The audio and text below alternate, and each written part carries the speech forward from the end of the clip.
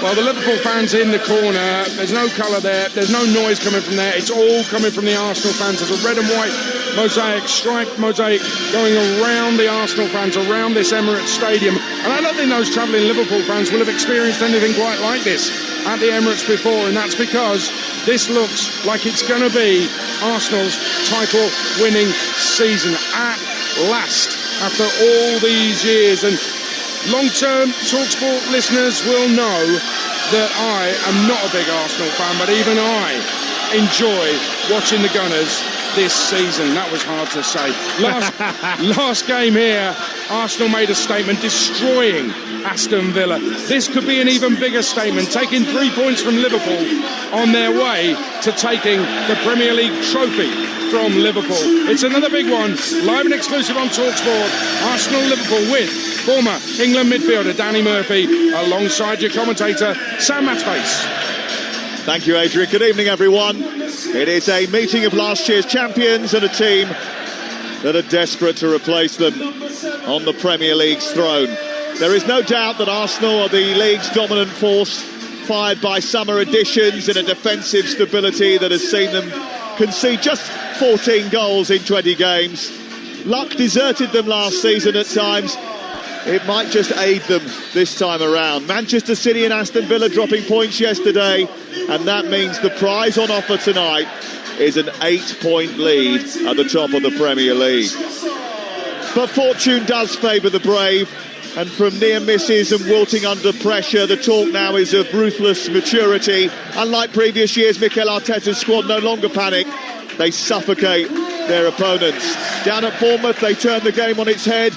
It's a familiar tale, fuelled by a fully fit Declan Rice and Martin Odegaard finding his rhythm.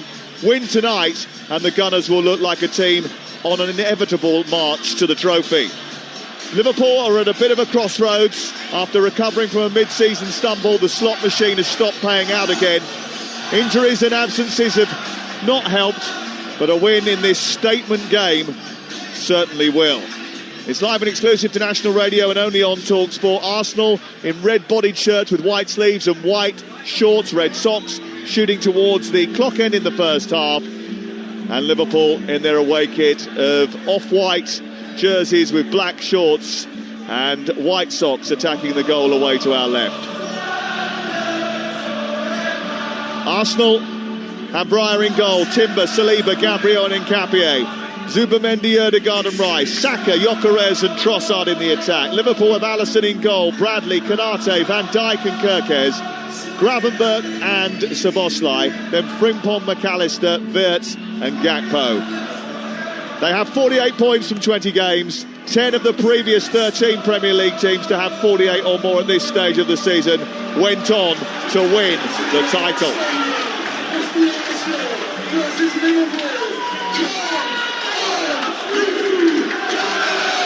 Win tonight and Arsenal will only have Manchester City and Aston Villa as a speck in the rear view mirror.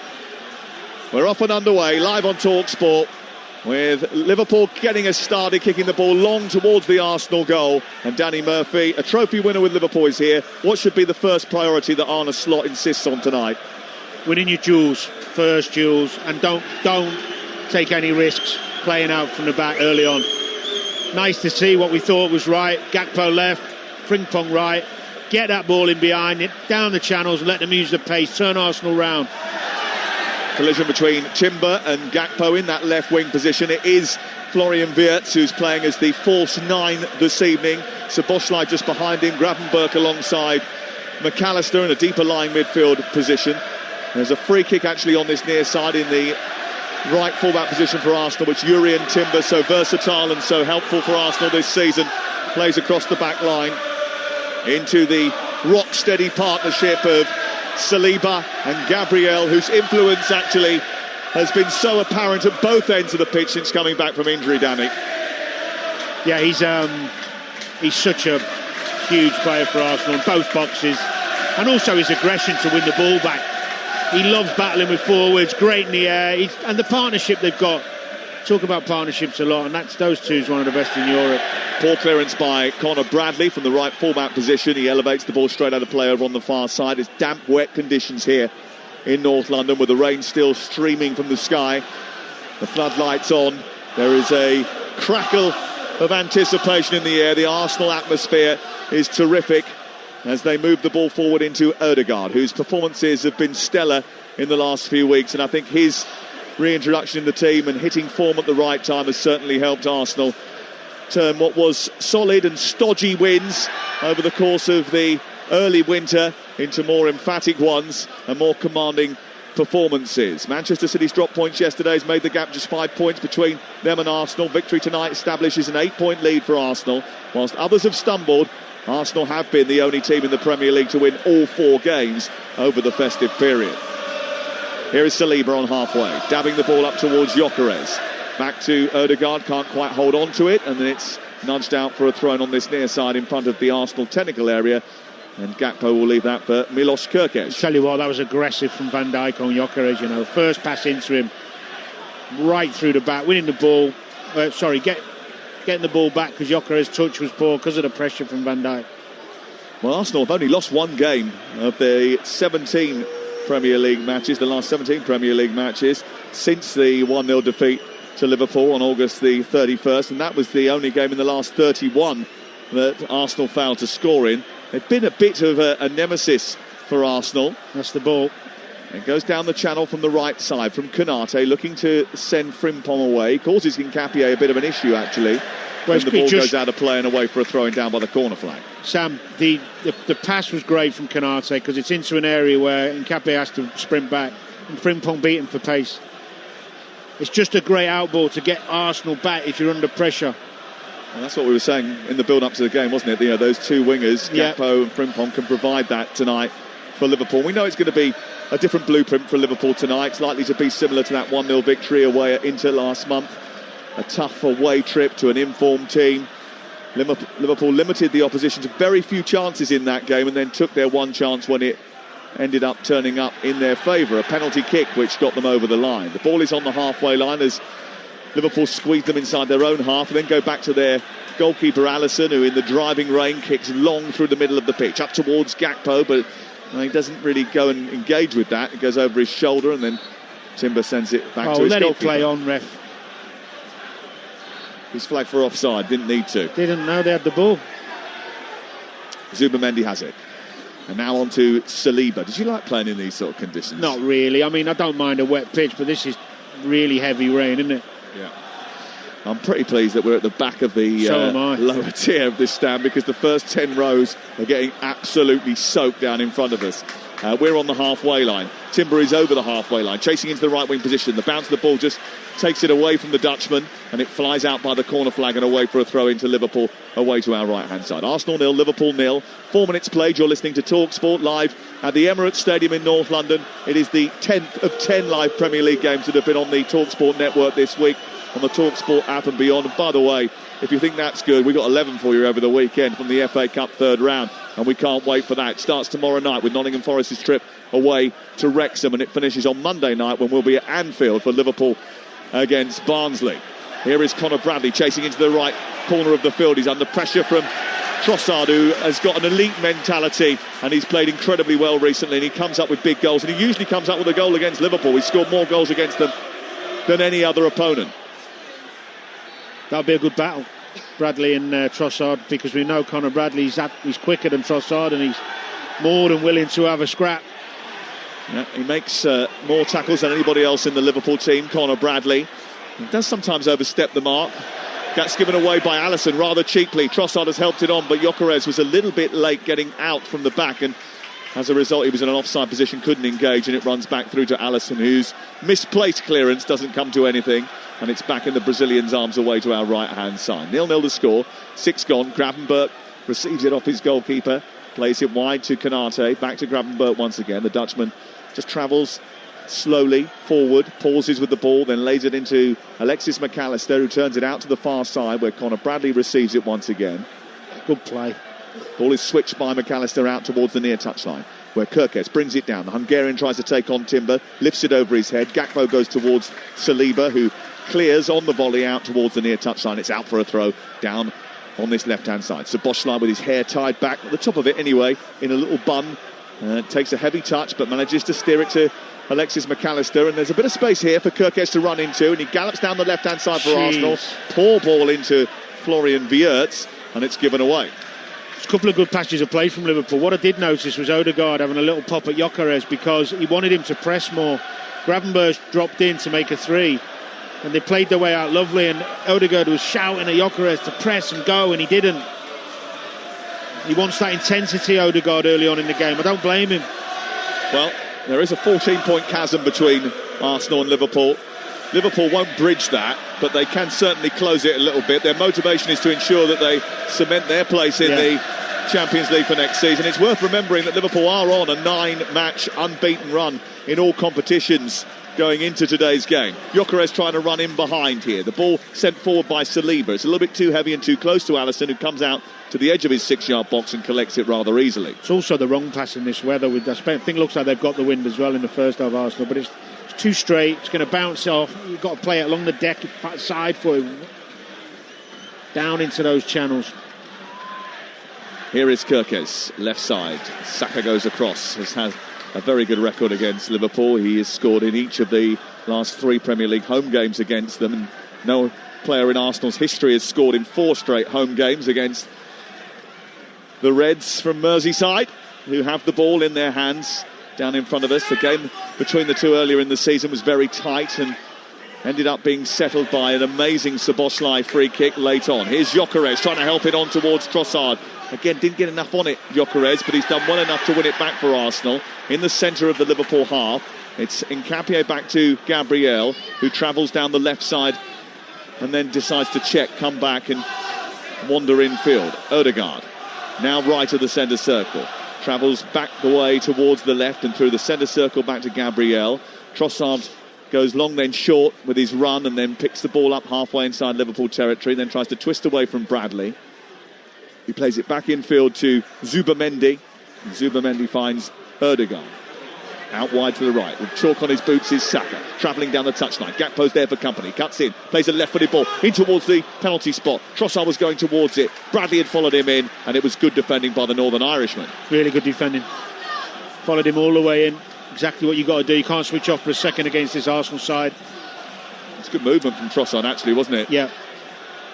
Here is Zubimendi again, on to Saliba. 9 gone, 0-0 on Talksport. Saliba slides it down the touchline in towards Timber, who tries to steer it back through the 6-yard box, and that's the ball that Danny was talking about. A side-footed ball down the side of the penalty area, releasing Timber into the box. He got to the byline, but he couldn't get enough purchase to hook it back into the path of Gyökeres, who was waiting at the far post. Gakpo has got to track the run of Timber. Keeps getting in there, Timber, every Timber's week. Won it again, up towards Gyökeres, who steers it back towards Trossard, whose volley into the ground is headed away by Konate on the edge of the area. It comes back out as far as Odegaard, but Gakpo is there. Steady. It's a poor clearance by him. McAllister comes across and rescues the situation, and then Nkapie will see it back to his goalkeeper. A couple of times, though, Timber's nipped in and won the ball high up. Yeah, it's a balance for Gakpo because he wants to be a threat the other way, but you can't let him go. As soon as you switch off, or he's got to let Kirkes get him and he's got to do Saka, one or the other. Gakpo is occasionally guilty of that, getting done in behind. He's just a bit too reactive rather than proactive. But Timber causes him a problem, right? Because Timber goes and plays in that inside right channel, which is it's something he's been doing all season. It's Calafiori and Nkapie do it as well. It adds to the numbers further up the pitch, and that gives the winger, who's supposed to be marshalling, something to think about. It does, and the problem is when you go in the ball back, unless you've got a really fast, dynamic centre forward who can run the channel he's left against Saliba, you can't really get out. Saka down the right side, trying to take on Kirkes. He gets to the byline, then plays it against the legs of the Hungarian. It goes out for a corner. We know how elite Arsenal are from here, and set pieces could be the difference, because Arsenal have the best Premier League record for scoring from set pieces, and Liverpool have the joint worst Premier League record for defending them. Saka will take this. Arsenal flood the box. Everybody in the off-white Liverpool away kit is inside the 18-yard area looking to defend this. Saka will send this into the penalty area left-footed. There's 3 at the back post, which will start to move towards the near post as the ball comes in. Gabriel is the disruptor right in the middle, as always. It's towards the back post. It's punched away by Alisson. Chested down the edge of the area by Trossard. He has it pinched off his toes by Wirtz. And it's a yellow card for Trossard, who brings him down as The German tries to escape. Really good punch from Alisson, that was. Got the distance. Wirtz managed to win the ball ahead of Trossard. Relieve that little bit of pressure. That's the first yellow card of the game. It goes to Leandro Trossard, who's in good form, 5 goals and 3 assists in his last 11 Premier League appearances. He regularly delivers in high-profile matches. Anthony Taylor, the referee. John Brooks, the VAR tonight, by the way. Here is Van Dijk. Infield he goes and finds Konate. Remember, Arne Slot is trying to navigate passage through the Emirates without Mo Salah, who just powered Egypt into the AFCON quarterfinals with a 124th minute winner against Benin. I saw it was a good finish, actually. Yes. Breakaway, wasn't it? They've had their differences, but he's still a major benefit to this team, and they have lacked a little bit of creativity in recent weeks. The creative burden now falls on the shoulder of Wirtz, but Gakpo tried to squeeze a header to him, but it was a little bit loose. He's got the ball again now, Gakpo, inside the centre circle. He's fed it into Szoboszlai, comes forward for Liverpool, with move down the right with Frimpong. Frimpong works up towards the right angle of the penalty area, takes on Nkapie, then pulls the ball through the area. It's fended away by Zubimendi, and it's out on the far touchline and away for a throw into Liverpool. 13 played, it's 0-0. It was good patient build-up again from Liverpool, trying to work those little balls through the lines and find the spare man. They did it well again. Not the best cross from Frimpong. And they're going to have to be at their very best to breach this defence. Yeah, they are. Because this is a Arsenal team that haven't conceded more than 1 goal at home in nearly 3 months. Liverpool's attack have got to find the gear that they've lacked in recent weeks. Saliba into Declan Rice, onto Zubimendi, who's just right of the centre circle. He travels forward, nudges it into the path of the rather elegant Saliba, who spots a bit of space to run into and does just that. Then Timber finds Saka, who's just infield. He then onto Trossard, who tried to flick the ball around the corner, but Bradley had followed him in again, and he'd managed to pinch the ball and travel to halfway. Then Trossard pinches it back again. Comes the other way, wanted a free kick, he's not going to get it. He would have got it if they didn't have possession, but the reason Bradley lost it and dwelled on the ball is because they didn't have any options going forward. Leo is the chant from the Arsenal supporters. They know his contribution has been stellar so far this season. Here is Odegaard on halfway, travelling backwards rather than forwards. We had too much goalmouth action in the opening 15 minutes of this high-stakes encounter between Arsenal and Liverpool at the top end of the Premier League, the team that were champions against the team that want to be. Here is Rice, just on the edge of the centre circle. Over towards Gabriel, who starts to stride forward with purpose. Infield he goes to Odegaard, who centrally tries to dab the ball into the path of Nkapie, made a forward run. Gravenberch does well, manages to get the ball clear, but then Gakpo loses it, and Rice pinches it in combination with Zubimendi. They move the ball out towards the right, and now Timber down the right side of the penalty area. Then into Saka. Saka now trying to get on the outside. He turns and gets it onto his left foot, then twists and goes on his right, then goes on his left again and feeds the ball back to Saliba. And Kirkes was feeling a little bit dizzy then after that encounter with Bukayo Saka. Virgil van Dijk has come out to help with dealing with the Arsenal winger. It's great feed from Saka, but he missed the opportunity to cross it because he'd made enough space and tried to do him again, and he recovered Kirkes. He stuck to his task there, but when Saka does that beautiful bit of footwork, the space is there, he's got to put it in. Odegaard, 20 yards from the edge of the penalty area. Then tries to steer it back to Rice. Rice waiting to deliver the ball into the box. He does that. It's a high one towards Timber. Back into the 6-yard box. A little stumble by Van Dijk, but he managed to just readjust his body to clear before anybody crashed the box. In fact, it was only really Gyökeres that was inside the 18-yard area, and not enough red shirts were there. Skipping past Kirkes is Saka. Down to the byline. He gets into the area, tries to go past McAllister, does that, steers it back centrally. One of them goes down inside the area. The referee says play on. It was Zubimendi who went crashing to the floor wanting a penalty kick. He didn't get it, but that was a lovely bit of footwork by Saka, who first of all went past Kirkes and then embarrassed McAllister. It's really poor. It's brilliant from Saka, but it's poor. Offside flag is up against him here as he tries to steal him behind again. There's two things that have got to happen unless Liverpool are going to be behind very shortly. Kirkes has got to get to grips with Saka and be more patient, not dive in stupid like he just did and give him a free run. And they've got to communicate better in who's going to pick up Timber and when. It's fine if Gakpo passes him on to McAllister when he's high up the pitch, but McAllister's got to stick with him. This right side for Arsenal, we know it's productive, we know it's talented, quick, strong, You have to be better. You cannot get beaten that easily. Well, the latest episode of How to Win the World Cup has landed, and it's live on YouTube and on all available podcast platforms. The brilliant Matt Ford and comedian Paul McCaffrey speak to 2002 World Cup winner Cleberson, all about Good managing play. expectations of a massive nation. That's on that podcast, How to Win the World Cup. Find it wherever you get your podcasts. Here is Kirkez into the penalty area with a cross into the box, which is easily gobbled up by Raya and cleared away.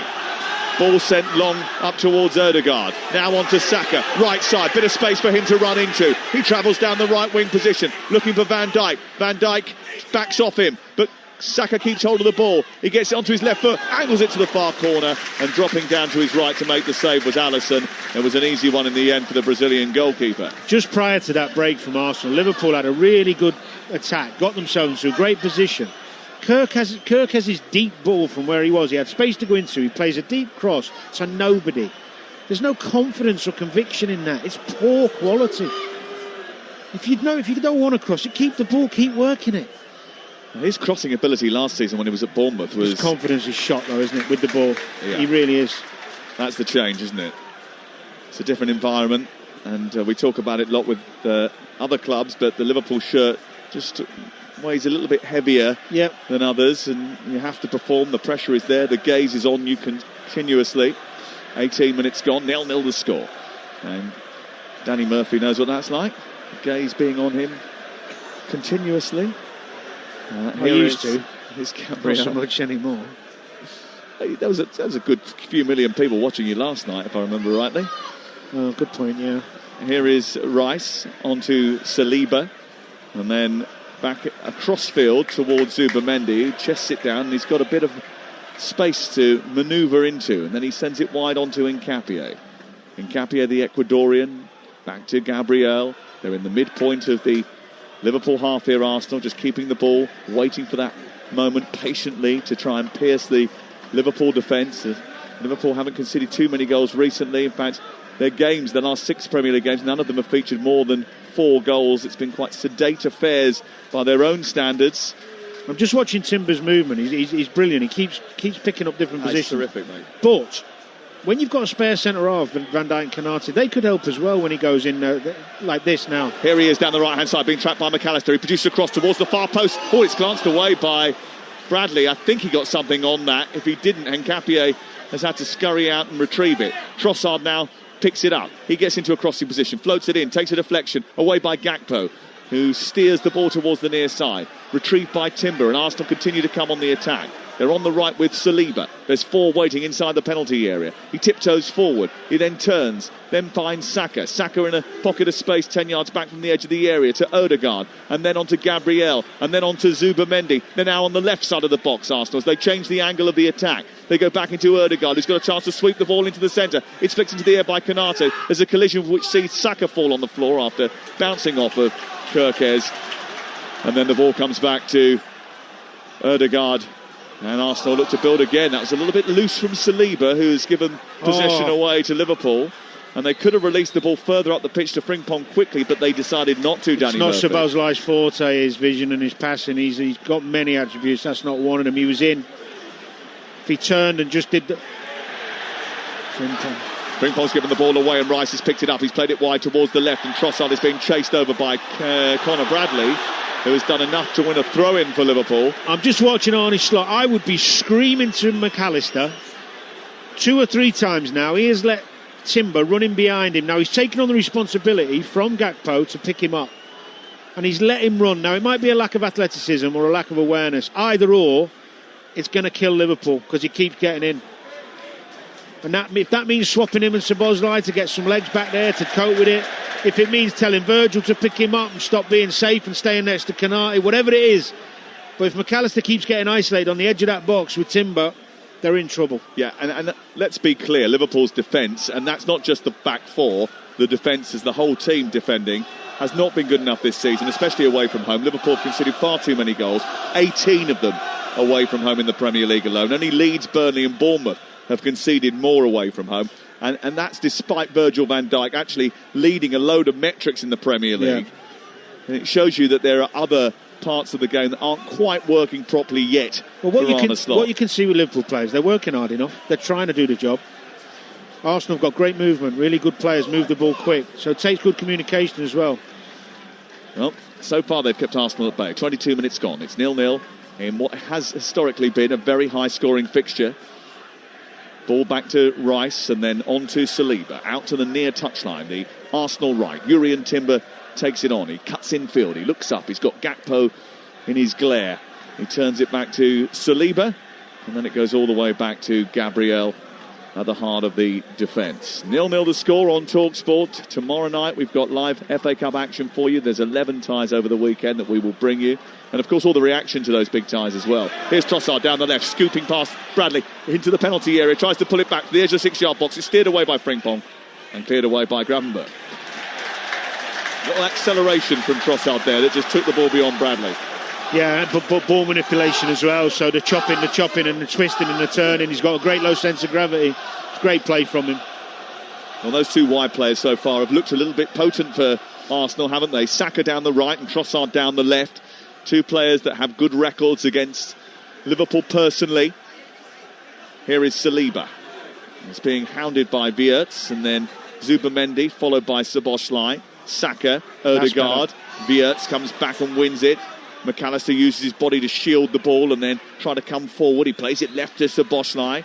He then in turn feeds it into the middle where Gravenberch approaches the centre circle and then strides up to the halfway line. He pushes the ball into the path of the Northern Irishman Conor Bradley.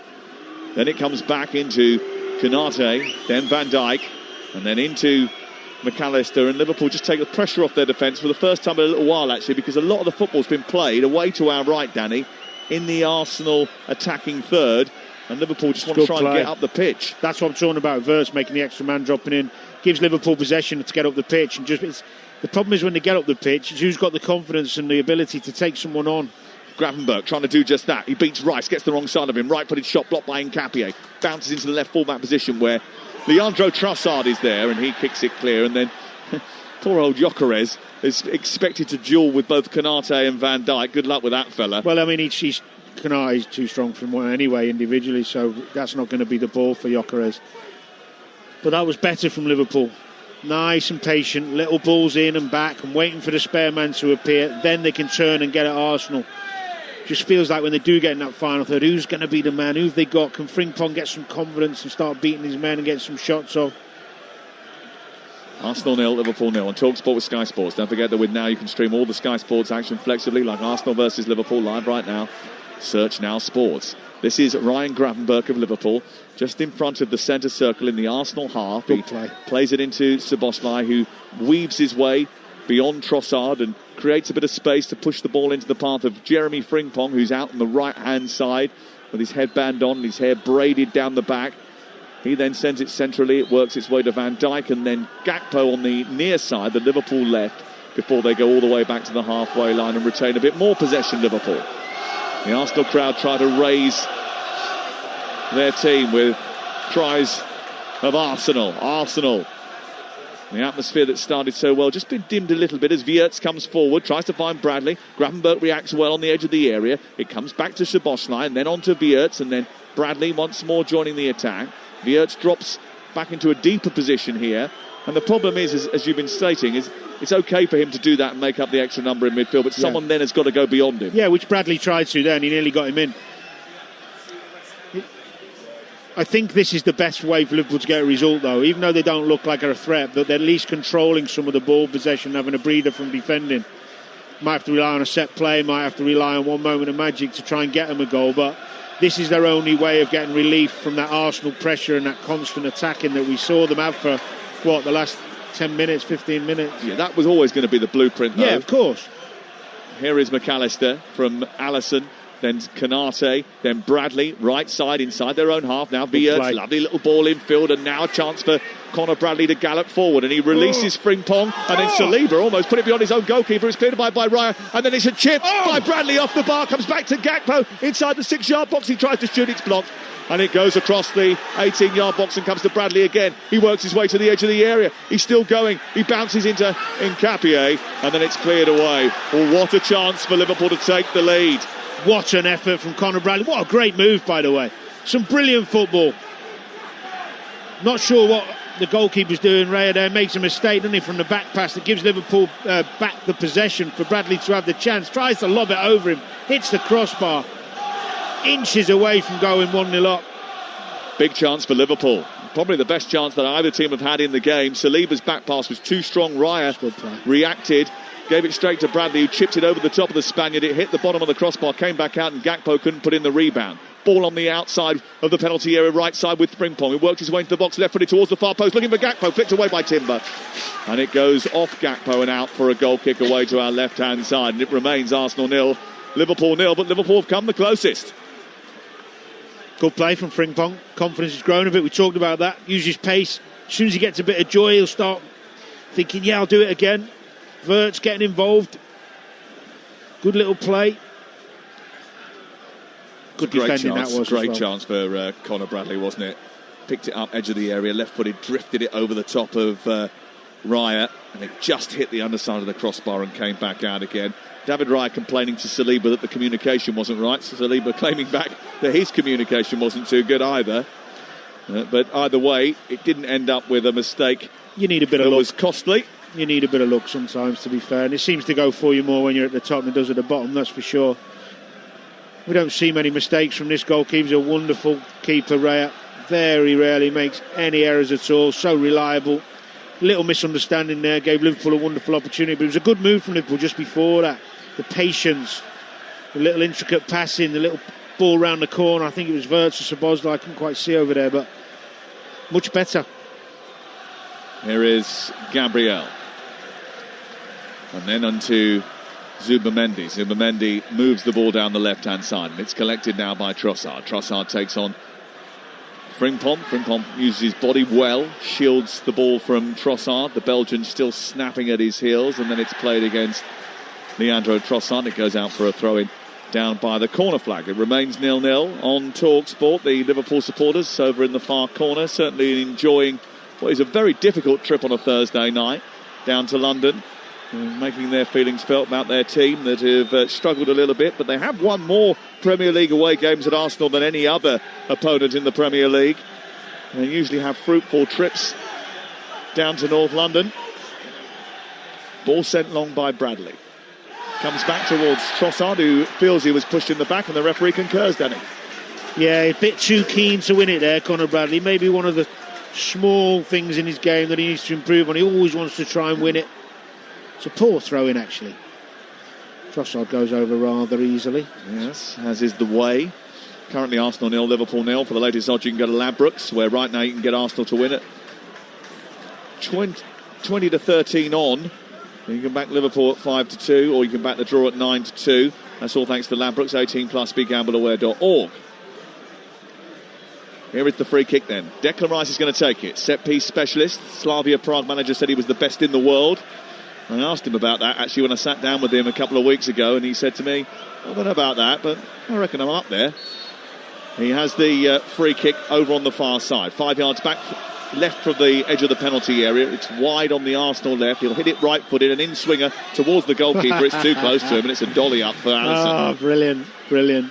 Commentator's curse.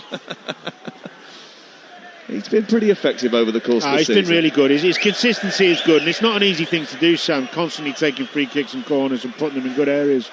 But you used to do it quite well. I did it for many years, and you can have little really good spells where you feel like everything's going, and sometimes it doesn't. It always makes me think of the fortunate chance I got to play and train with Beckham, and how good he was, the best free kick taker I've ever seen. And that was practice, wasn't it?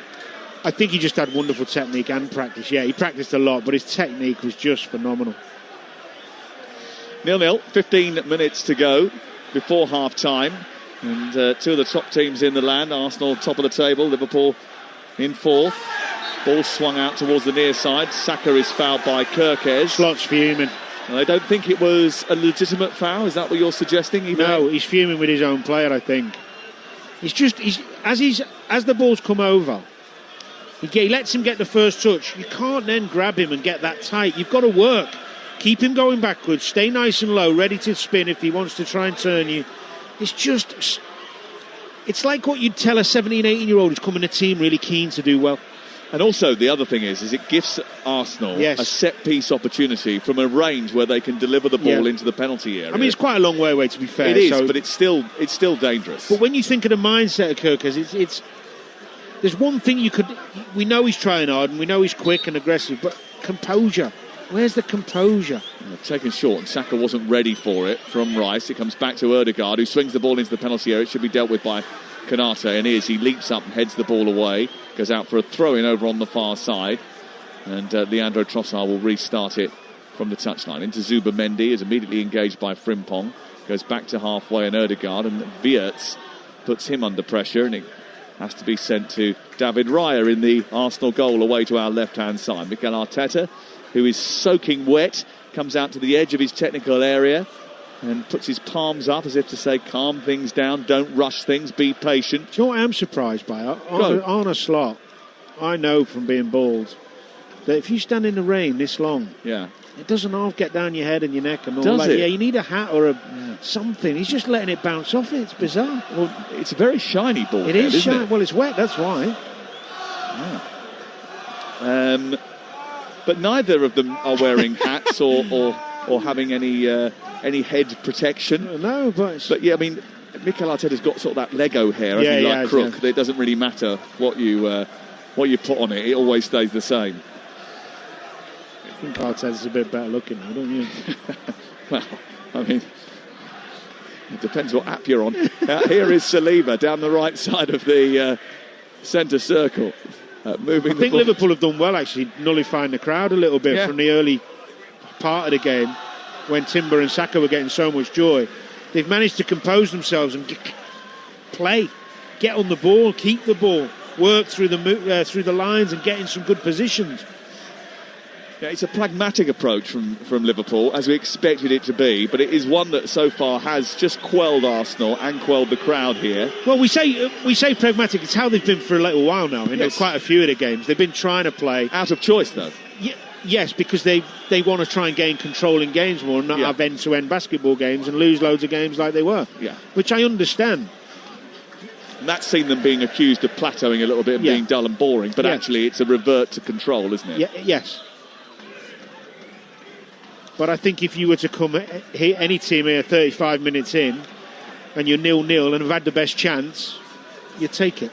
Conor Bradley with that best chance. He hit the crossbar with a chip shot after a poor back pass from Saliba, which wrong-footed the goalkeeper David Raya. He kicked it straight to the Northern Irishman, who returned it over the top of his head, and it was only the frame of the goal that prevented Liverpool from taking the lead. Konate having a little bit of a stumble, and then managing to play the ball out off Trossard and out on the far side. Gabriel Heinze and Albert Stuyvenberg just in close counsel with Mikel Arteta on the near touchline, having a bit of a discussion as they try and work a way to try and open up this Liverpool defence. The ball has been sent long, and Frimpong, so rapid, powers away from Saliba and Gabriel. Then Nkapie comes from behind him. There is a challenge. He goes to ground. The referee declines to give a penalty, but he stayed down there, Frimpong, inside the penalty area, and Arsenal playing on. Frimpong still down. Arsenal have not put the ball out. They continue to charge up the field, and they're a little bit light-handed here, Liverpool, as Timber comes forward, feeds Saka. Frimpong still down inside the area at the other end. Saka twisting and turning, trying to take on Kirkes in the right wing position.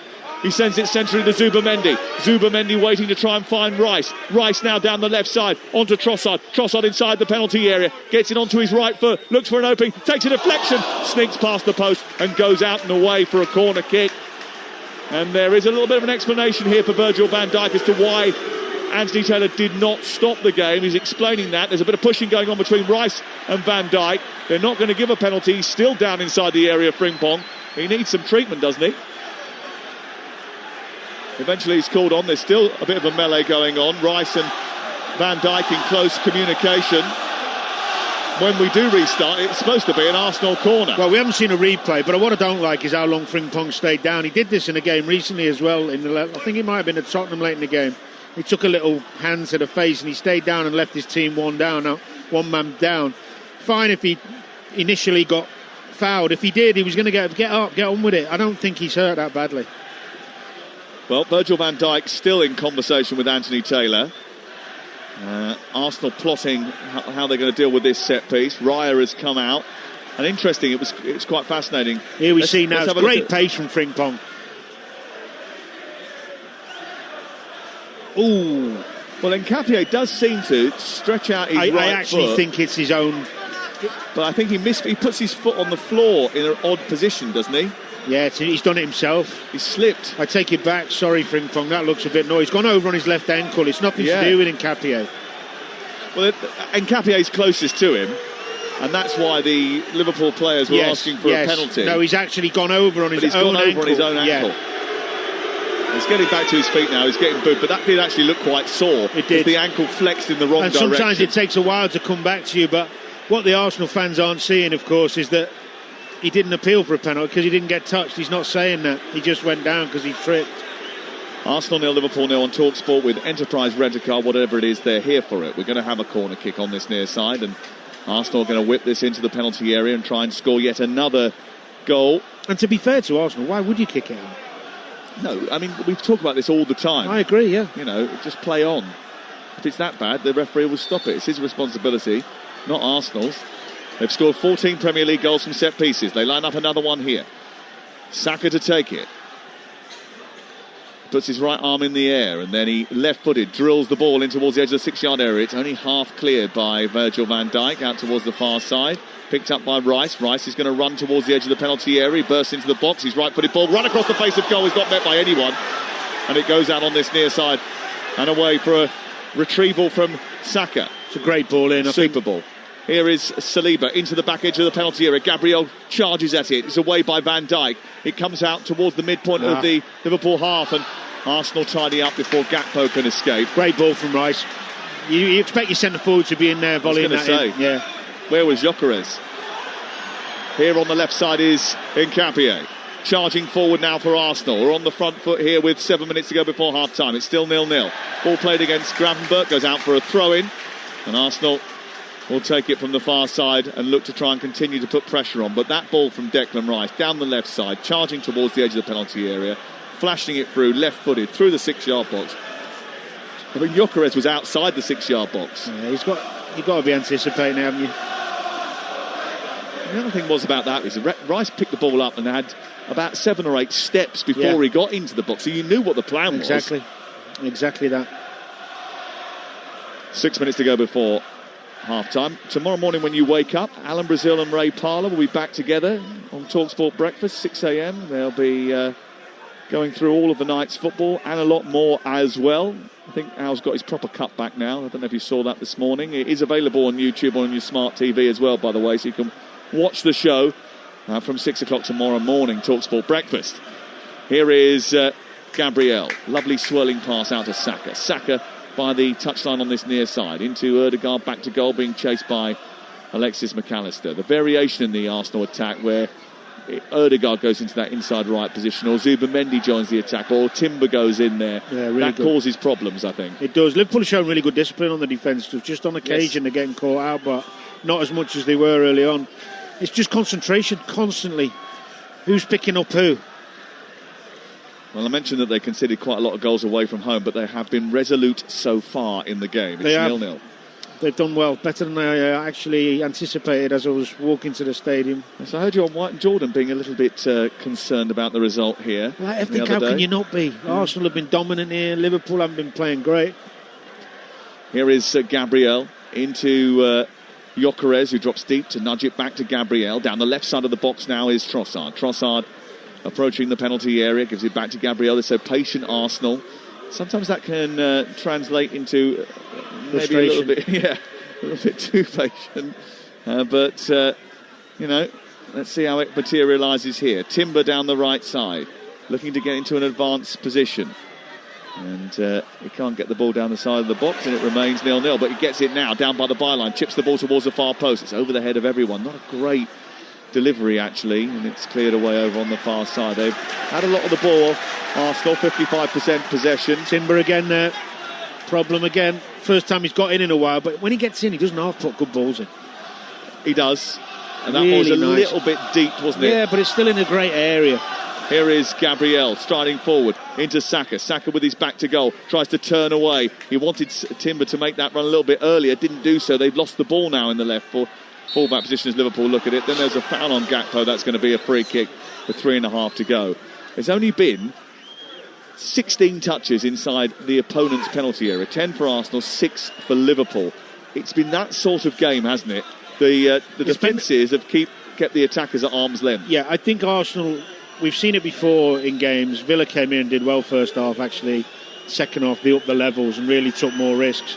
And that's going to be the choice they're going to have to make, because there is always a capability against good teams that you can get done on the counter. But that's better from Arsenal, winning the ball high up. Well, I think it's fair to say they've been the dominant force in the game, but they haven't had the best opportunity. That's fallen to Liverpool on the counter-attack. They sucked up a little bit of pressure. They played some good football to get out. They got into the edge of the box. They were a little bit fortunate with the scruffy back pass from Saliba, but Conor Bradley then hit the crossbar. I've not seen Rice or Zubimendi run past Gyökeres enough. I've not seen Odegaard get into really good goal-scoring positions. Down this right, these two, of course, the only problems, really. Timber and Saka. Yeah, they've been really good down this right. I think we've seen enough of Gyökeres, really, to be honest. It's very difficult up against Konate and Virgil van Dijk. Occupying those two is a mammoth task. I can't think of too many better partnerships down the right side in across Europe than these two. Timber with space for Gyökeres down the right side of the box now. He gathers it, turns out towards the near side, then plays a reverse pass into Timber. That was a good ball. He clips it into a dangerous area again. There's no one there. Rice on the volley. The ball bounces along the floor and then pops up just in time for Alisson to squeeze it away from the far post and grab the ball into his chest. That was a good chance for Arsenal. Slot is sick to death of seeing Timber getting in behind. Here is Odegaard. Now Timber again. Timber, the right fullback, turning and needing support. Odegaard provides it. He plays it centrally to Gabriel. We're coming towards the end of the first half. It's 0-0 on Talksport in the biggest game of the week. Odegaard, Rice, in towards Saka inside the area. Takes one touch to take it away from Kirkes and then comes back to him. Doesn't get the shot away. It's scruffily pushed away by the Liverpool defence and eventually they bring it clear. Then there's a foul on Gakpo from Odegaard.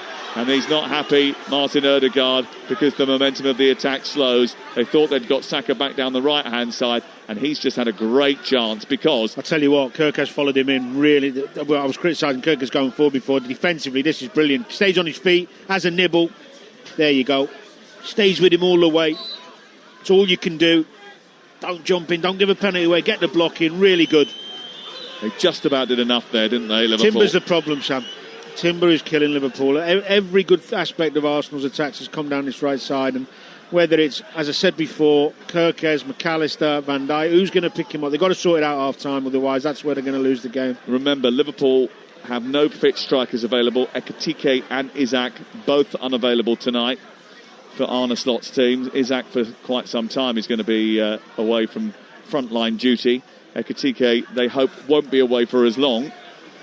He has been in such good form for Liverpool since signing from Eintracht Frankfurt. He is a huge miss. That's good football. Alisson into the midfield. Gravenberch then releases the ball out towards Frimpong, who's over on the far side, the right for Liverpool. A low ball into the box, which is very poor and cleared away by Saliba. 2 minutes of added time at the end of the first The problem is there, Liverpool again getting a great position, but Frimpong's crossing it from too far away. He's crossing it from so deep and so wide. Be patient. If there's not enough numbers in the box, come back out or try and take him on. He's got pace. And McAllister in a collision, I think, with Odegaard has just got a little side swipe into the right side of his body. He's gone down as a result of that, and it's just delaying the restart here as a result. It doesn't look as he's going to get any treatment. Eventually he's going to be helped to his feet by Florian Wirtz, who pulls him up, wearing gloves today. Wirtz, it is very chilly, by the way, today in North London. Arne Slot just coming over to the bench to have a word with one of his analysts who's got his iPad out, having a chat with him. Just having a replay of that Frimpong incident where he went down inside the penalty area again. I mean, again, I've looked at it in very, very slow motion there. That was super slow-mo. There didn't look to be much contact between the two of them. I don't think so. Certainly, no, I don't think so. You're not giving a penalty for it, are you? No. I just wanted him to get up quicker and help his team, but actually he did go over on it quite nastily. So Saliba charges forward down the inside right channel. Saka takes over. Now Timber. He's got Zubamendi to his left. Timber still fighting for it down the right side. He then goes for the return down by the corner flag, but it's too heavy from Saliba and it goes straight out of play and out for a goal kick away to our right. Van Dijk applauds Gakpo's effort, just plugging that hole on that left-hand side. The channel which has been the Silk Road for Arsenal so far, but they haven't made the most of it. They've had 2 shots on target, still no goals. And goals have been at a premium for their star striker, their summer signing, Victor Gyökeres. You just wonder whether or not this game might be decided by the use of the Arsenal bench later on in the game. It's 0-0. We played the 2 minutes of added time at the end of the first half, and Anthony Taylor has blown the half-time whistle. It is the top-scoring fixture over the last decade in the Premier League, Arsenal against Liverpool. But tonight, we are struggling to keep up with that trend. Not too many efforts, the best of which fell to Conor Bradley after a poor kick-out from David Raya, which precipitated by a poor back pass by William Saliba. He hit the crossbar, Bradley. That's the closest we've come to a goal. It's Arsenal 0, Liverpool 0. Well, Arsenal have scored in every home game this season in the Premier League. And Danny Murphy, I'll come to you in a second. Alex Crook, first of all, has been watching that first half. Give us an overview, Alex, as chief football correspondent for Talksport, of what you've seen in that first half. I think Liverpool have done really well, Adrian. I'm struggling to think of too many clear-cut opportunities that Arsenal have managed to create. I think if they are to score tonight, I agree with Danny. I think it will come down the right-hand side with Yuri and Timber. I was slightly surprised, actually, when the team sheets came in, that Andy Robertson didn't start at left-back tonight, just because, as Danny's mentioned, Kirkes does seem to be suffering from a lack of confidence. And obviously, Robertson brings that big-game experience. But I think they've done a really good job of, after Arsenal started with the adrenaline in the crowd and tried to build momentum, have taken that momentum away. And you know what I think's had a very good game on the quiet is Alexis McAllister in midfield has just started to stamp his authority in what is a key area of the pitch. So I think Liverpool will be absolutely delighted with that first half. Yeah, I think the possession from all the lads has actually been quite neat and tidy. McAllister, obviously, that's his strength. But he got done early on a couple of times trying to keep hold of Timber. But I think in the central areas of the pitch, when they're trying to play through, all of them have taken responsibility, shown good composure and got themselves into some really good areas in the pitch. The main thing with that is alleviating the pressure. The problem is then the composure or the skill set of the lads who are, especially in wide areas, can you cause any damage? Because the only real chance came from an Arsenal mistake. With the circumstances of recent weeks, Liverpool half-time, you're going in there, you're saying, well done, lads, I agree with you. Now, what can we do better? Just on the other point, actually, just one thing on Kirkes. The reason I think he plays Kirkes against Saka ahead of Robertson, Kirkes is quicker than Robbo. Yeah, I'd agree with that. A bit more aggressive. Robbo's much more composed on the ball. So I think that's probably why. And he's done all right at times. He's just a bit too keen at times to win the ball back. And I guess with 2 issues, really. One is that Arsenal obviously have a lot more options off the bench than Liverpool do. Exactly. And that could tell as the game ticks on in the second half. And 2, can Liverpool keep the same concentration levels for 90-plus minutes? Because I remember Arsenal against Atletico Madrid here, Adrian. You were with me in the Champions League, and Atletico did a good job of containing Arsenal to a point, and then when they scored, the floodgates opened. They certainly did. I just want to go back to the Kirkes thing, because early in that half, Danny Murphy, your words were that his confidence is shot, and he was being overrun at left back, and he was needing help from various teammates. And then towards the end of the half, and you pointed this out in commentary as well, the way he held off Bukayo Saka, the way he tackled him in the box, knowing he could give away a penalty, knowing if he got it all wrong it could be a goal, his confidence was back.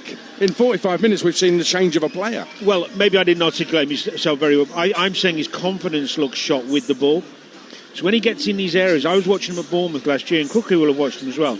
He doesn't think, he's getting out of his feet, he's getting up and he's whipping them into great areas, and he's really committed in the crossing and passing it with a bit of intent and a bit of zip, and now he's overthinking everything.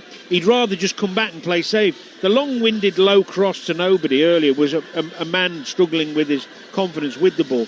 I think defensively, he's okay. He's just too keen sometimes to try and win the ball, which means you're going to get done against good, high-quality players. But you're right, by the way. The last bit of work in there is why he's playing. Fitness, quick speed, sticking with it, sticking to the task. Fine. That's all you want from him at the moment. There was some tenacity in there, wasn't there? Now, talk to me about this Timber overload where At times he was the furthest Arsenal player forward, Jurrien Timber.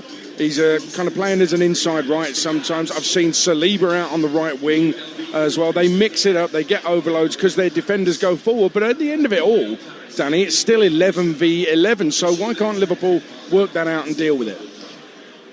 So the problem they have is when you've got such good rotation and players are man-marking players, you get moved about and spaces arise. A lot of teams, or the teams I played in that had success, we didn't come out of position. We would take the man who then come into our position. So instead of Gakpo following him all the way in, he would keep his position. If he runs into my area, I'll pick him up. Then if he runs off me into the centre-half area, where Timber is sometimes between Kirkes and Van Dijk, and you saw McAllister following him, Van Dijk should be coming over and filling the space. So you either mark men or you mark space. And at the moment, Liverpool, early in the game especially, they were trying to man-mark and getting run around and moved around. The difficulty with marking space and zones is the communication has to be really good. Because otherwise you get that scenario where Timber pops up and squares one for someone to score, and Van Dijk saying, who's with him? McAllister's going, who's with him? That's the problem, and I think that's why they sorted it out a little bit. But Timber, because he's so clever and quick, sometimes you lose him not through the cleverness, just through pure athleticism. So I'd be tempted to bring Szoboszlai where McAllister is and put McAllister where Szoboszlai is.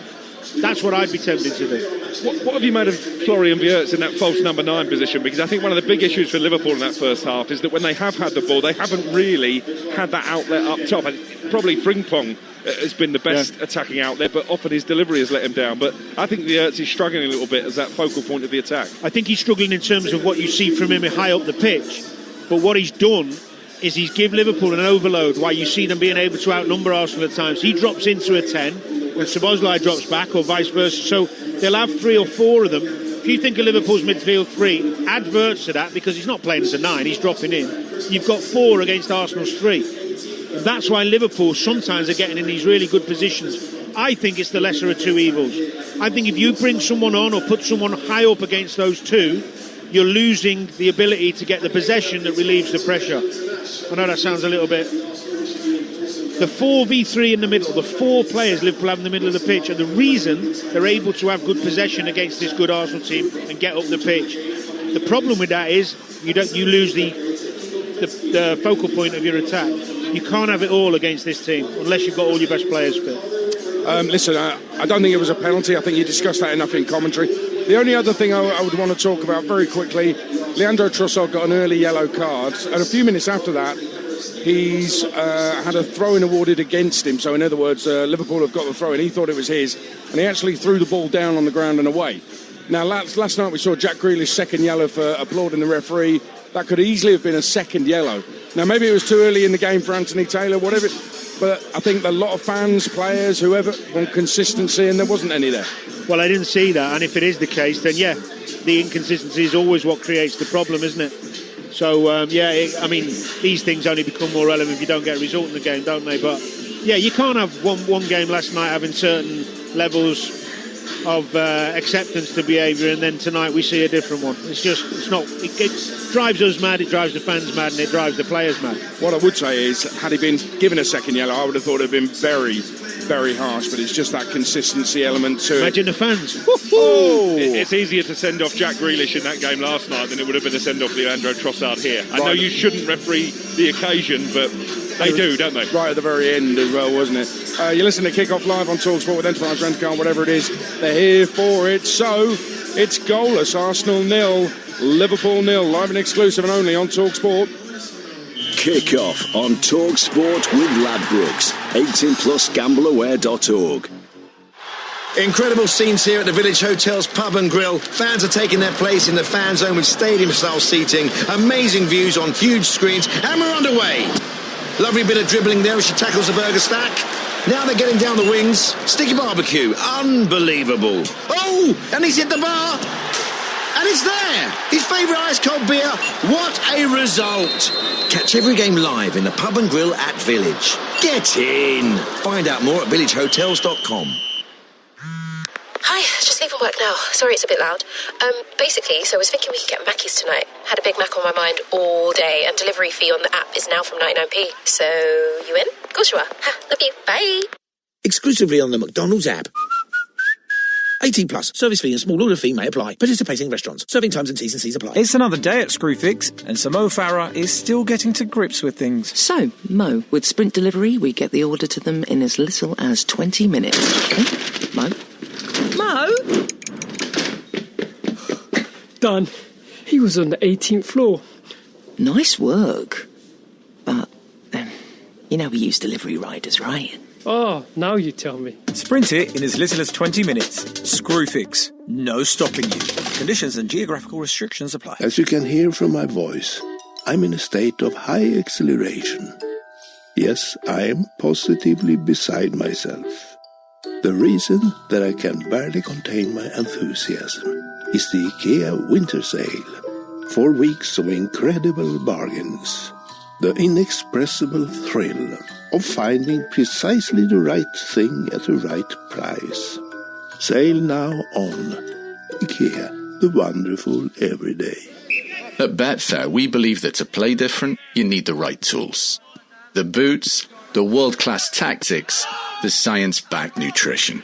The pros have their tools, and with Betfair, so do you. Our safer gambling tools work just like the right pair of boots, designed to keep you on top of your game. Open the Betfair app to equip yourself so you can bet at your best. Betfair. Play different.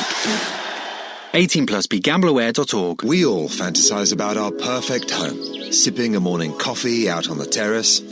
Good morning, Mr. Squirrel. Morning. The kids building a tree, playing on the lawn. We're playing real-life football. But come on, this isn't real. Listen, if you're serious about making your fantasy a reality, find out what your home is worth instantly with a free online valuation estimate.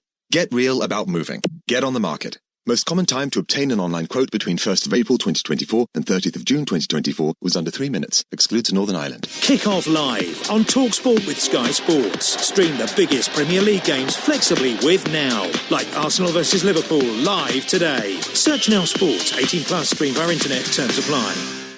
King of football commentary. Kick off live on Talksport. So goalless here at the Emirates, live and exclusive and only on Talksport. Let's get the half-time odds with Ladbrokes. Odds update on Talksport with Ladbrokes. Get a free bet every week of the season and a big boost every day. That's Ladisfaction. Minimum £5 bet. Conditions apply. 18 plus gambleaware.org. Yeah, goalless. Arsenal to win it, 10-11.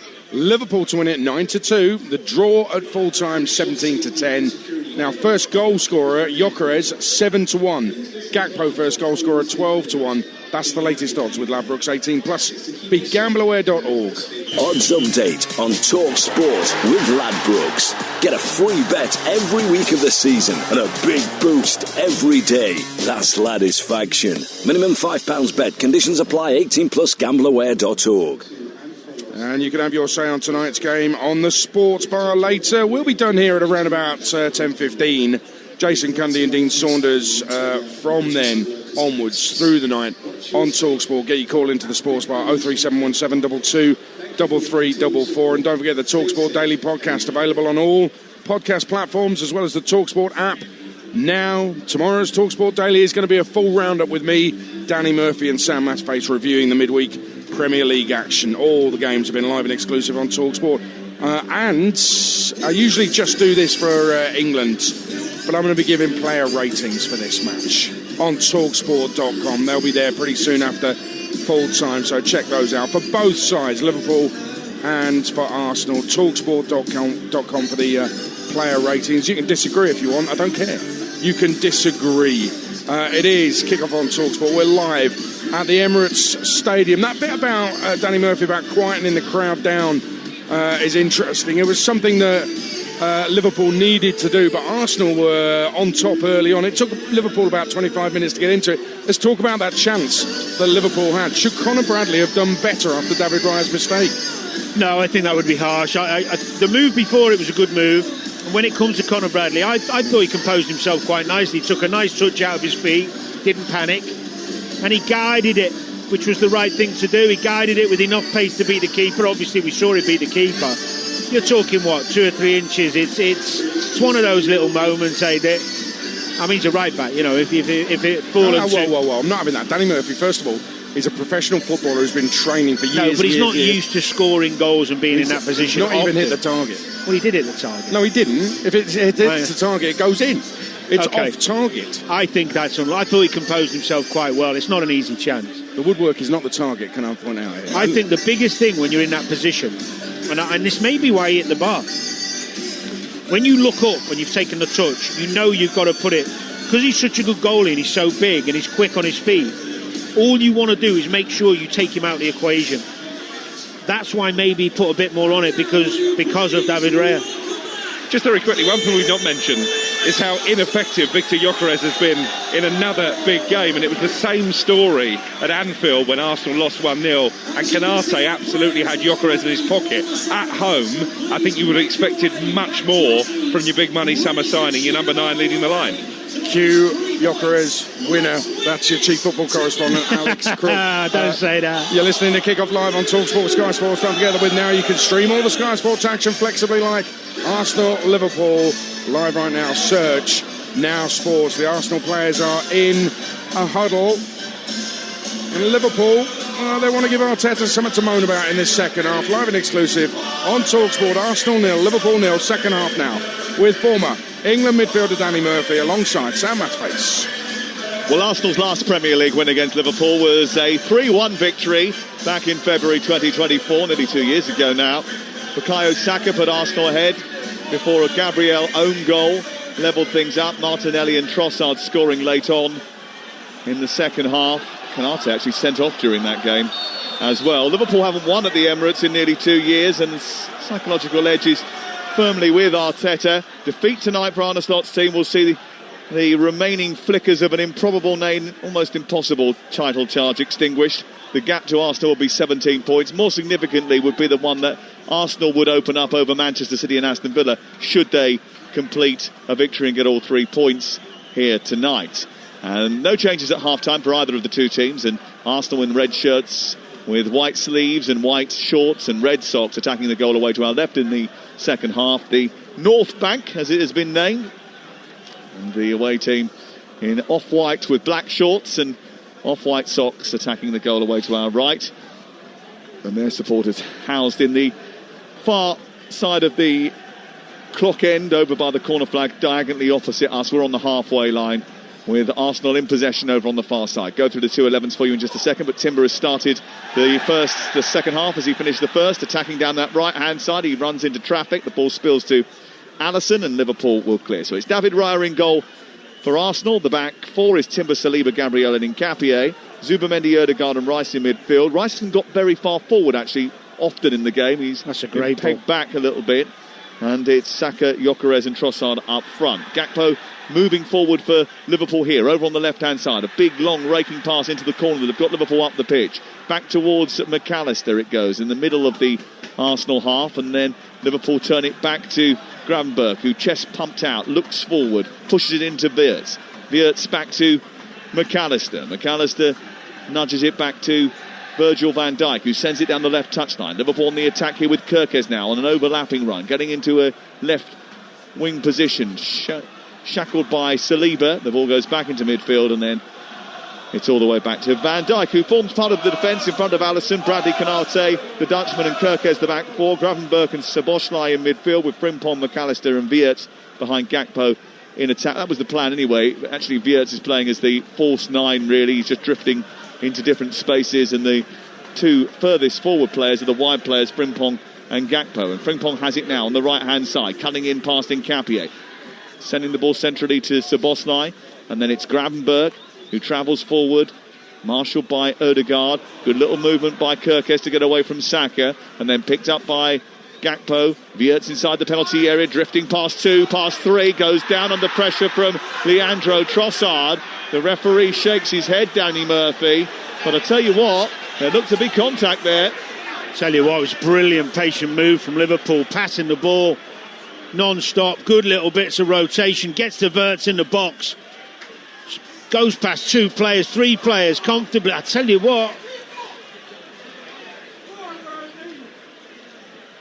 I think it's a penalty. Well, the ball has gone out of play on this near side. I don't think VAR is going to look at it, but it does look as if that there was only contact from Trossard. Now the VAR is going to look at it. Well, they should be, because he does. There was no intent to play the ball, was there? I think it's similar to the Manchester City one, a little bit of last night. No penalty, according to Anthony Taylor, after consultation with John Brooks. I think that's a sloppy challenge. He's got away with that. Brilliant feet from Wirtz. He went past 3 or 4 in the box there. Magic feet. There's contact. Well, he makes no attempt to play the ball, Trossard, and he's only about blocking Florian Wirtz. And he makes contact with the German. So should it have been a penalty? Down the left the ball goes. On to Frimpong, who's dealing with Gyökeres. The ball goes out of play and it's out for a goal kick away to our left-hand side. 0-0, 49 minutes gone. You're still shaking your head over that penalty decision, aren't you? Well, I think sometimes you get them and sometimes you don't. I'm not one for having VAR check everything. Was it clear and obvious? Probably not, but I've seen them given. It's the inconsistencies we talk about. You know, last night there was a couple similar thing. There's contact, the player makes the most of it, and the penalties get given. That was in the Manchester City game, wasn't it? Yeah, there was another one as well, but I can't think. It's been a hell of a long 2 days. Yes. Lots of games, and we've brought them all for you on the Talksport network, and we'll continue to bring you more over the weekend. The ball is in the centre of midfield with Liverpool in possession, and Gravenberch again ghosting past a couple of players and moving the ball elegantly up into Gakpo. Gakpo helps it on. It's a little bit heavy for Kerkez, and again his delivery is not perfect. Gakpo, it runs out of play and it goes for a goal kick. It's good though. It's a good start second half from Liverpool. Gravenberch getting on it a lot, glided past Zubimendi there. I think it's nice to see Gravenberch playing with that type of confidence. We saw him last season, the beginning of this one. I mean, there's 2 elements to that penalty, by the way. The one is it's very clumsy, I think, from Leandro Trossard. He doesn't make an attempt to play the ball. It is aggressive. The referee's decided it's fair and the VAR has agreed. By the way, if it goes the other way, it's a yellow card and he's off because he's already been booked. That's a good point, yeah. 0-0. Could be a big moment in the title race. He's not the favourite of Liverpool fans, Mr. Taylor. Referees won't be now. Referees always get it, don't they, though? You know. Ball out of play over on the far side. They're not biased against your team, honestly, they aren't. No, I don't really believe they are. I said that tongue-in-cheek, but that is one of those where you're Liverpool, you're desperate for it because you see them given, and if you're Arsenal, you're saying it's soft. The reality is, you've seen it, you saw the contact, didn't make a good play for the ball. I think some refs give it. Gravenberch again. I think some definitely do. Gravenberch again trying to drive forward. And you're right as well, because it does then turn into a red card. Although not every tackle's a yellow card, but I think in the box, giving a penalty, he'd have had to give him it, wouldn't he? Well, I thought so. I mean, I think that, you know, you're borderline there whether that's a penalty or not. If the referee gives it, VAR is definitely not going to overturn it. I don't think if once Anthony Taylor has said it's not a penalty, I don't think it's obvious enough for VAR to go, you've got to go and have a look at this. Here is Declan Rice. Of course, it depends as well, we always talk about this, of what the referee has said to the VAR. If he said, I've seen the contact, and I think it's just a coming together, or I think it's a forceful contact but nothing illegal, then the VAR is definitely not going to overturn it. Ball out of play over on the far side in left full-back position. Liverpool against Arsenal at the Emirates Stadium. It's 0-0 on Talksport with the rain relenting for a moment here. Haven't had much goalmouth action at the start of the second half. It must be I'll tell you, there's one thing for sure. Arne Slot will be fuming about it. And I tell you one thing as well, if it happened to Arteta, he'd be absolutely fuming about it also. Here is Saliba colliding with McAllister. And Frimpong is in behind here, and he might well get away from the Arsenal defence. Nkapie reacting well, driving him wide of the goal. The bounce of the ball didn't help him either, but he's kept hold of it left-hand side of the area. Tries to turn here as it goes back out wide towards Florian Wirtz. Wirtz takes over, looks up. Can he produce a cross? Instead he goes down the touchline again, then plays it into the box for Frimpong. It was a really intelligent ball from Florian Wirtz. I don't think many people saw that coming. Frimpong did and reacted to it. but he couldn't turn it into an effort on goal because his back was to goal when he received it on the edge of the penalty area. But that's the kind of thing that Wiertz brings to the team, and he's on the ball again. This time the pass to him wasn't great. It bounces off him, it's cleared away to the halfway line. I think he's really starting to come into his own, actually, Florian Wiertz, in the Liverpool team. And actually, if you go back over the course of the season, it has taken him time to settle, but he was never as bad as people were making out. No, if he got past two a few times, or some of his chances created for others were finished, he wouldn't have had the same... He'd had a Premier League assist long before if someone had put some of those chances away. Remember that amazing first touch he had at Chelsea when he come on. I know that wasn't prime example. Yeah, but there were lots. Started well second half, Liverpool. 54 gone, 0-0 the score though. Arsenal want to be champions, and if they open up an 8-point gap, their chances of being so will increase exponentially. The ball is sent long down through the middle for Bradley, who takes it out of the sky, but he can't get it under control. It's a good spot to find him. Eventually it's cleared by Arsenal, who haven't really got into the game at the start of the second half. Gravenberg's been outstanding to start second half. Alisson forward, big, long smash upfield. Headed away by Saliba, runs through to Ødegaard. Now Rice is on the ball, but he's turning away from halfway and then trying to feed it back into Zubimendi. He gets it and nudges it out towards the left-hand side. Trossard tries to help it on, but Bradley is close to him, doing his defensive job well. It's deflected out for a throw-in. And Arsenal have the ball on this near side. There's a problem for Nkapie here. He's just had to deal with something in the middle of the park. He's coming out towards the near side. Is he going to take the throw in? I think he is, on the near touchline. I wonder when Arsenal will think about making a change. They are warming up a couple of substitutes away to our left-hand side. And Madueku's terrific at Bournemouth. He was. And he provides a little bit of dynamism and destruction, doesn't he? Although I don't think he's managed a Premier League assist or a goal in any of his last 22 appearances for Chelsea and Arsenal combined. Here is Trossard, motoring towards the edge of the area, feeds it into the box to Zubimendi, who gets in the way because it could have gone through to Saka, and he ended up taking it out of play and away for a goal kick. But if he hadn't have contacted that and jumped over it instead, Zubimendi, then it was through to Saka, who was free at the far post. Probably, yeah. But if you notice there, the joy for Arsenal came from obviously good play from Trossard, beating Bradley for one of the second time. But that run from Zubimendi in behind the striker. Problem here, Nkapie is going to have to be replaced. Another central defender, another left back has gone down with an ailment. You could argue the one coming on is better. Miles Lewis Skelly is going to replace Piero Nkapie. And the young 19-year-old, whose only Premier League start was against Brighton on December the 27th when Calafiori was injured in the warm-up, is about to come on here for Arsenal. And Nkapie just getting some treatment.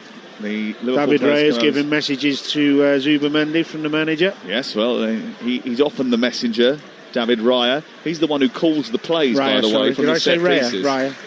Raya calls the plays. He's the one in the set pieces, the corners. He's the one who comes over and stands on the centre circle, looks at the way everyone's lining up, and uses hand signals to decide where the ball is going to be delivered to. Miles Lewis Skelly on, Nkapie off. This would be an interesting race if Lewis Skelly and Frimpong have one down this side. Who's your money on? Probably just Frimpong, but there wouldn't be much in it. I'm a big fan of Lewis Skelly. He'll give him a different problem as well, because Nkapie won't go into centre. Well, the ball's over the top for Frimpong to chase, and he is chasing with Saliba, and Saliba only just about gets there, despite the fact that he had a 5-yard head start. He is rapid, isn't he, Frimpong? Wow. He's quicker than your average. Ball is out of play away for a throw-in for Liverpool down this near side. We've hit the 57th minute, and it's 0-0 between Arsenal and Liverpool. Arsenal, who want to take advantage of the drop points that Aston Villa and Manchester City left behind in trips to Aston Villa and the home game that Manchester City had with Brighton yesterday. By the way, I don't know how much you saw of that game last night. I know you were doing Match of the Day last night. I think Brighton could have won it. Yeah, they could have. They missed an absolute sitter. It's interesting watching Arsenal. They're not taking a massive risk on going in and pressing Liverpool high. Do you think that's because they know that actually a 0-0 here or a point is a safe result for them? I think they do. They don't always against the good teams go after them and take big risks, leaving themselves open. That's why they're so good defensively. They might do as the game wears on. That was brilliant again from Gravenberch to get them out. Well, Gravenberch has been the standout in the midfield in the second half. Here is Conor Bradley down the right side for Liverpool, who are on the attack with Jeremy Frimpong. Summer signing for Bayer Leverkusen. Goes on the outside of Lewis Skelly. Low cross towards the near post, but the cross isn't good enough. The movement to get away from Lewis Skelly was perfect, but the cross just wasn't. It's brilliant wing play, because he slows him up, and then the speed he goes 0 to 60 in about a second, gets the space, take your time or keep going, and he miskicks it, glides it along the floor, just scoffs it a little bit to nobody. Real waste of a brilliant opportunity. I think notably Arsenal have had to win fewer games this season with late goals this campaign. Only 2 of their 15 wins have come with goals beyond the 80th minute. Stoppage time wins against Newcastle and Wolverhampton Wanderers, but they might need a late goal here if they're going to get all 3 points. Here is Frimpong again as Liverpool assert themselves on the match at the start of this second half. Szoboszlai. Infield it goes to Van Dijk. Now McAllister to Szoboszlai. 12 yards back from the edge of the area right side. Now on to Bradley. Into Szoboszlai again. Again, Arsenal just back behind the ball here, and Liverpool dominating possession. Nudging it out to the far side. Gakpo tries to take on Jurrien Timber, goes no one in the box. Away again. It's when that ball goes wide for Liverpool, there's no one in the box. That's the issue, isn't it? There's no one to aim the ball at, which is why they keep going sideways and backwards. Which is fine. Keep working it. Keep the ball. Frustrate them. Gakpo trying to get the better of Timber. Timber wins that duel. It goes back to David Raya. He kicks it long. And again, there's no one up there for Arsenal now because they've been defending. And it comes back via Van Dijk into the path of Alexis McAllister as we hit the hour mark on Talksport. And we're live here at the Emirates Stadium tonight under the lights. Arsenal 0, Liverpool 0 with Sky Sports. Don't forget, now you can stream all the Sky Sports action flexibly, like Arsenal versus Liverpool, live right now. Search Now Sports. Ibrahima Konate on the edge of the centre circle for Arsenal as the Liverpool fans start to raise the volume away to our right-hand side. Who's going to come up with a moment of inspiration? Who's going to unlock the door? Do you know, this seems deliberate from Arsenal. Look how deep they are. Yeah. Arteta's just passed on a load of message. Odegaard's trying to get them up now, but it's like he's saying, let them have it for a bit, suck them in so we can hit them on the counter. Here is Alexis McAllister, won by Rice, but he's gone down there, McAllister. That's going to be a foul against Zubimendi. And a free kick in a dangerous area. In fact, this free kick is in the sort of range from which Dominic Szoboszlai scored against Arsenal. It's further away. Well, I'm not sure. Yeah, I promise you it is. Well, it is now, because that's not where the foul took place. The foul was further beyond the next line. It's probably 5, 6, maybe even 7 yards. Yeah, it was quite far out when he hit it up at Anfield. Not that I bought my rangefinder. What's impressive after 60 minutes? I mean, McAllister had a bit of criticism this season, and rightly so. He hasn't been up to the levels of last year. He's much more at it tonight, like Crookie was saying. Szoboszlai, tidy, disciplined as always. He's going to hit it, by the way. Yeah, so he should. He is going to hit it. And it is very similar. You can't score from there against the keeper of this quality. Ryan knows what's coming. 62 minutes gone. Szoboszlai scored the winner at Anfield. Has put the ball down. It's 13 yards back from the edge of the penalty area, so it's some distance out. 31 yards from goal. It's dead centre, maybe a shade left. He steps up, right-footed, knuckles it, and he hits it so far wide. I mean, he might as well have sent it into the Tottenham Hotspur Stadium. It was that far away from the goal. Woo! It's a wild one. Do you know what I don't mind about that, though? People see wild free kicks out and they think, oh, that's awful, that's bad technique, I get it. But that is better than hitting it safe. He's really tried to do what he wanted to do there. He's just completely got it wrong in terms of where he's hit the ball or trying to hit it too hard, whatever. But he's done it with conviction. Well, look, you see a lot of free kicks dolly to a keeper, you know. This is good from Liverpool.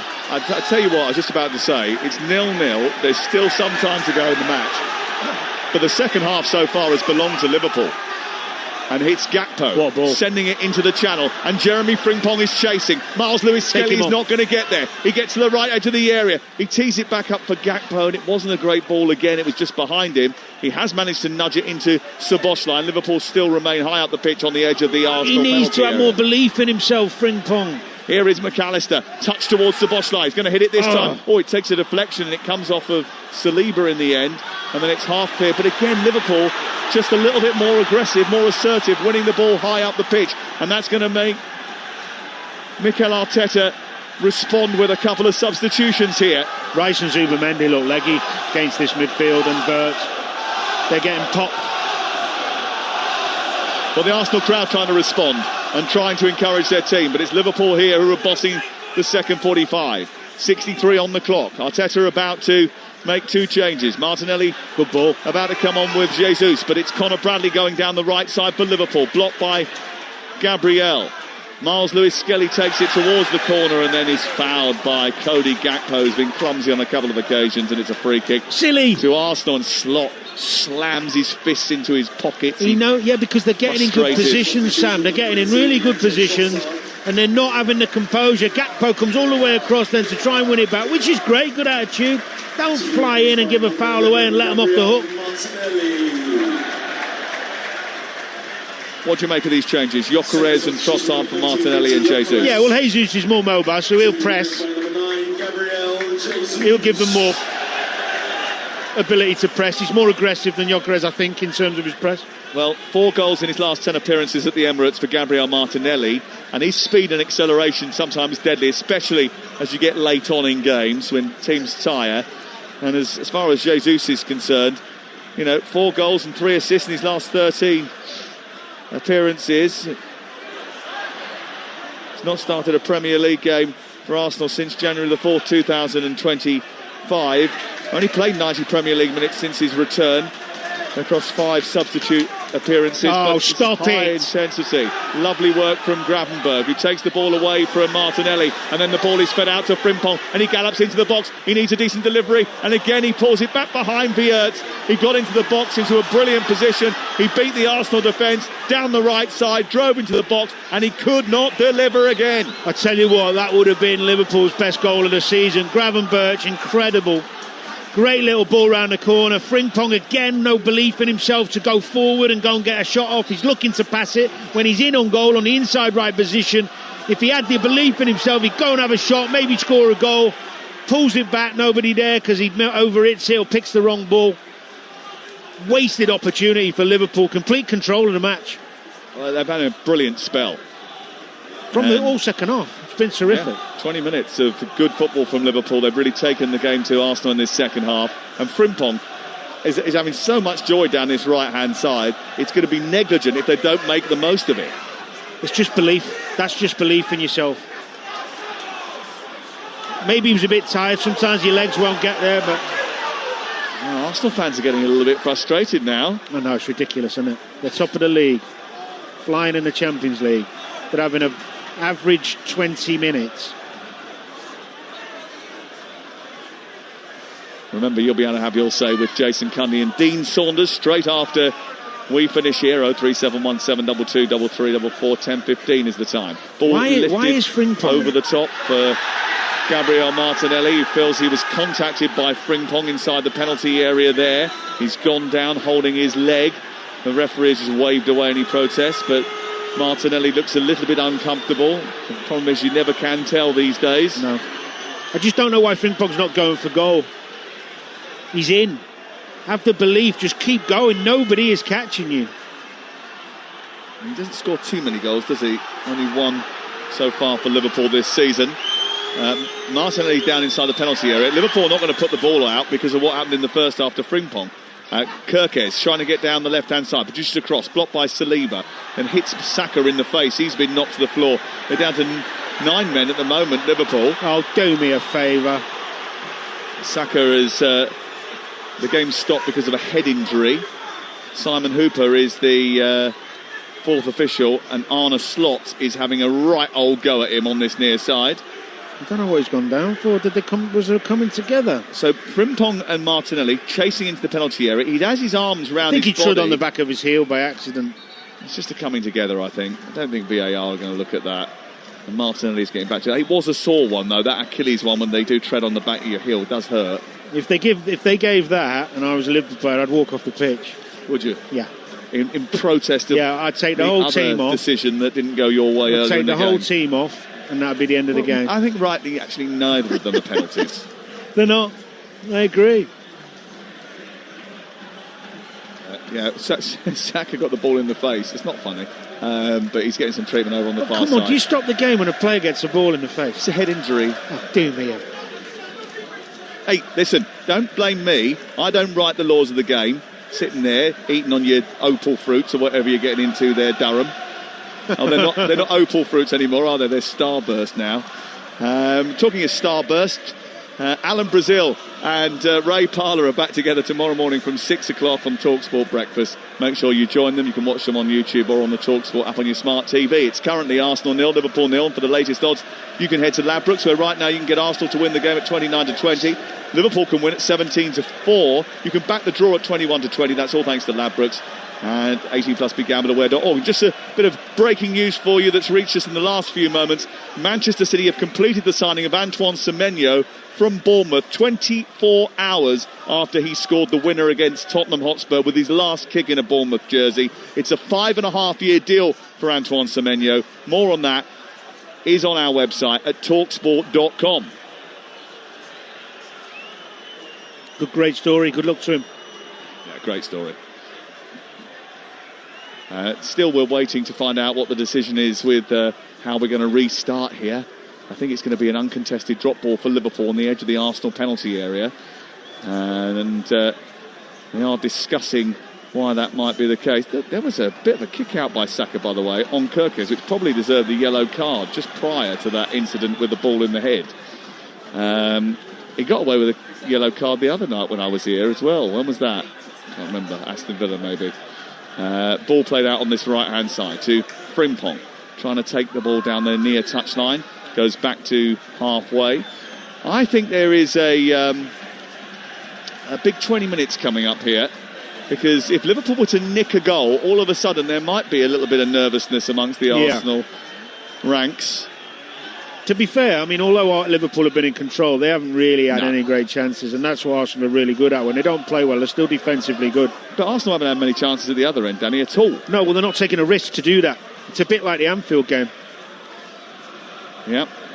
And it was sealed with one moment of genius from a long-range effort. And Arsenal found different ways to win games recently. He's pushing them out now, Arteta. He's trying to get them out, but the problem is Liverpool centre-halves are really good on the ball. Switch the play out towards Frimpong. And their confidence is up. It is at the moment. But Arsenal have been finding different ways to win matches, even when things seemingly have been going against them. They've pulled something out of the fire.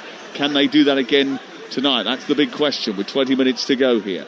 They don't need to, because they have an established lead at the top of the table, which will be 6 points if it stays like this. It'll be 8, though, if they can win here tonight.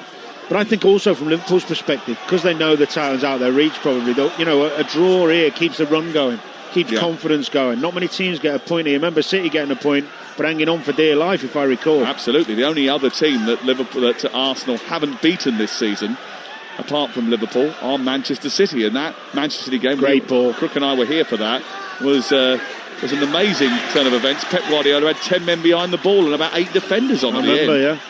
Raya with the clearance from inside his own penalty area. Up towards Saka. Kirkes wins the header. It's headed down by Zubamendi, flicked on by Jesus. Rice went to go and engage, but Conor Bradley got there first. It's cleared away to the halfway line. It's a foul. And then there's a foul by Timber on Cody Gakpo. Gives a free kick to Liverpool, just left of the centre circle. Still 0-0. This is Talksport. Friday night football comes from the racecourse ground. Wrexham against Nottingham Forest. We've got 11 FA Cup ties over the weekend. Tottenham Aston Villa Saturday night. Yep, that's a good one. There. Are you going for that one, are you? Good. I'll be there for that one as well. I'll see you there. Yeah. No, actually, I'll be in the studio in the warmth. I'm doing BBC. I'm not doing comms. Oh, right. Posh. Yeah. Ball out of play over on the far side. And it's going to be thrown in by Jurrien Timber. 18 minutes to go. Midway inside the Liverpool half. Into Saka. Back to the halfway line, and Zubamendi now. Zubamendi moves forward. He needs an outlet going forward. Can Arsenal wrestle a bit of control back into the game here? Gabriel brings it forward. It's on to Martinelli. Martinelli sends a cross into the box. It's headed away by Konate. Oh, nice touch. Little touch into Gravenberch, but they lose it to Arsenal, and does well there, Jesus, to forage back and win it for the Gunners, who send the ball out towards the far side. and find the way to Saka. Saka drives into the box, Kirkes goes across, and he ends up giving the ball away once more, and it's picked up by Ødegaard, whose ball into the area is blocked by McAllister. Headed away as it's thrust back in by Jesus, by Gravenberch on the edge of the box. Arsenal just showing a little bit more intent here, but Liverpool defending really well. Oh, brilliant from Martinelli, who draws in Szoboszlai and Bradley, and then bursts down the left-hand side after a little trick, but then his ball into the path of Miles Lewis-Skelly was too heavy, and it goes out of play and away for a goal kick. I'll tell you, there was so much to enjoy about that passage of play, because what you saw was Szoboszlai and Conor Bradley trying desperately to close Martinelli down. He did a wonderful piece of skill, and then Bradley's recovery run was great. All the things you want to see in players. Martinelli over at the pass, but good play from him, and nice and confident with a bit of skill. So many bits to admire in that you want players to do. You want them to work hard to close the ball down. You want to see players have skill, and you want to see recovery runs. Everybody trying their best for the team. Arsenal 0, Liverpool 0 on Talksport with Enterprise Rent-A-Car. Here for it. Book now at enterprise.co.uk. Here is Saka over on the far side, trying to run in. Done well again, Kirkes. Kirkes has got better as the game has gone on. But defensively, absolutely, he's really keen to have a battle. He enjoys it. Here is Frimpong coming forward now on the Liverpool right. Back to Szoboszlai. 15 to go on Talksport. After a few little flickers of life from Arsenal at the other end, Liverpool have got the ball back once again. And mostly in this second half, the ball has belonged to the away side. And the dominance has as well. That's good football again. Szoboszlai into Wiertz, round the corner for Bradley, who joins the attack, and then another ball into Wiertz, who just keeps things moving so elegantly. Some of Virgil's passing and Konate's has been really good, by the way. And again from Konate into Wiertz, who gets it to Szoboszlai just about. Arsenal just a little bit off it at the moment as Frimpong comes forward down the Liverpool moves up towards the edge of the area. Danny coaching from the commentary box. No, just looking, sometimes wingers, their fullbacks go ahead of them and get in their way. You know, when you want to leave them the space to take someone on. I was just thinking there, Conor Bradley's gone too early and Frimpong had nowhere to go. Ball was played out to Gakpo over on the far side. Cody Gakpo scored against Fulham, but only 2 goals and 1 assist in his last 10 Premier League games. Wiertz hasn't got that many numbers on the board, nor is Frimpong, and that's been our problem for Arne Slot recently, but he's got bounding past Miles Lewis-Skelly, and that's a better ball into the box towards the penalty spot from Frimpong. Comes back to Szoboszlai, and he volleys the ball over the top of the crossbar. Better from Frimpong, one-on-one, beats him again. Much more dangerous ball, headed out, comes out Szoboszlai, and we know how good he is technically. For some reason he gets under it and blazes it over the bar. Expected him to at least hit the target there. Well, he absolutely skied it again, and it goes over the bar and out for a goal kick away to our right, and Arsenal have got possession with 15 to go on Talks. But you're right, by the way, you had a little bit of a flip out there, didn't you? A what? A flip out. I was just frustrated that we didn't see a goal in it. Oh, given away cheaply, and it's picked up by Alexis McAllister for Liverpool, who dances past 3 players and produces a brilliant pass to Szoboszlai, who strikes it, blocked by Gabriel. His outstretched boot manages to divert it to safety, and then Liverpool come down the right-hand side again with Frimpong on the attack. Madueke and Eze coming on for Arsenal as they look to try and find a late winner in the game. I think that'll be Saka and Ødegaard. I know that sounds obvious, but rather than adding more attackers and taking a defensive one off like Rice or Zubimendi or a fullback, I think it'll be like for like. I don't think he'll risk losing it. Wiertz, so balletic on the ball. They've moved the ball so well in the second half, Arsenal. It's been as good as Liverpool. I've seen Liverpool in a long time in terms of keeping the ball. They're technical, they've been moving the ball quick, confident. Frimpong down the right side. Certainly nothing dull and boring about him tonight. It's Frimpong again down the right-hand side. Again, his cross isn't good enough, though. No. And then Bradley chests it down on the edge of the area, steers it nowhere, and it goes out of play and away for a goal kick away to our right. Again, I said this a little bit about Chelsea last night at times. Lots of good approach play, lots of good ball play. They've moved it around so well, but when they've got to the edge of the area, the final delivery into the box or the final shot has just not been good enough from Liverpool. No, I can live with it though, because if I'm the manager watching it, the patterns of defensive organisation is really good second half, great positions, confidence on the ball, everyone looking sharp, getting into really good positions. That little final ball, that little bit of quality they can work on and improve on. They don't look like they're going to get... There's been certain games in this season where Liverpool have looked like they're going to concede every time the other team attacks. They've lost that a little bit, thankfully. Well, he was taken off against Wolves just before the hour mark before Christmas, and he hasn't been seen since. But we have got Eberici Eze, the lesser spotted Arsenal number 10, on the pitch now, replacing Martin Ødegaard. Saka has gone off and Madueke has come on. And Arsenal, as Danny predicted, not adding any extra numbers to the attack, but just changing the nature of it with 12 minutes to go. Live on Talksport tonight. It's still 0-0. Arsenal heading towards a rare lapse. I'll tell you one of the other things we haven't seen, other than the first couple of minutes of the second half.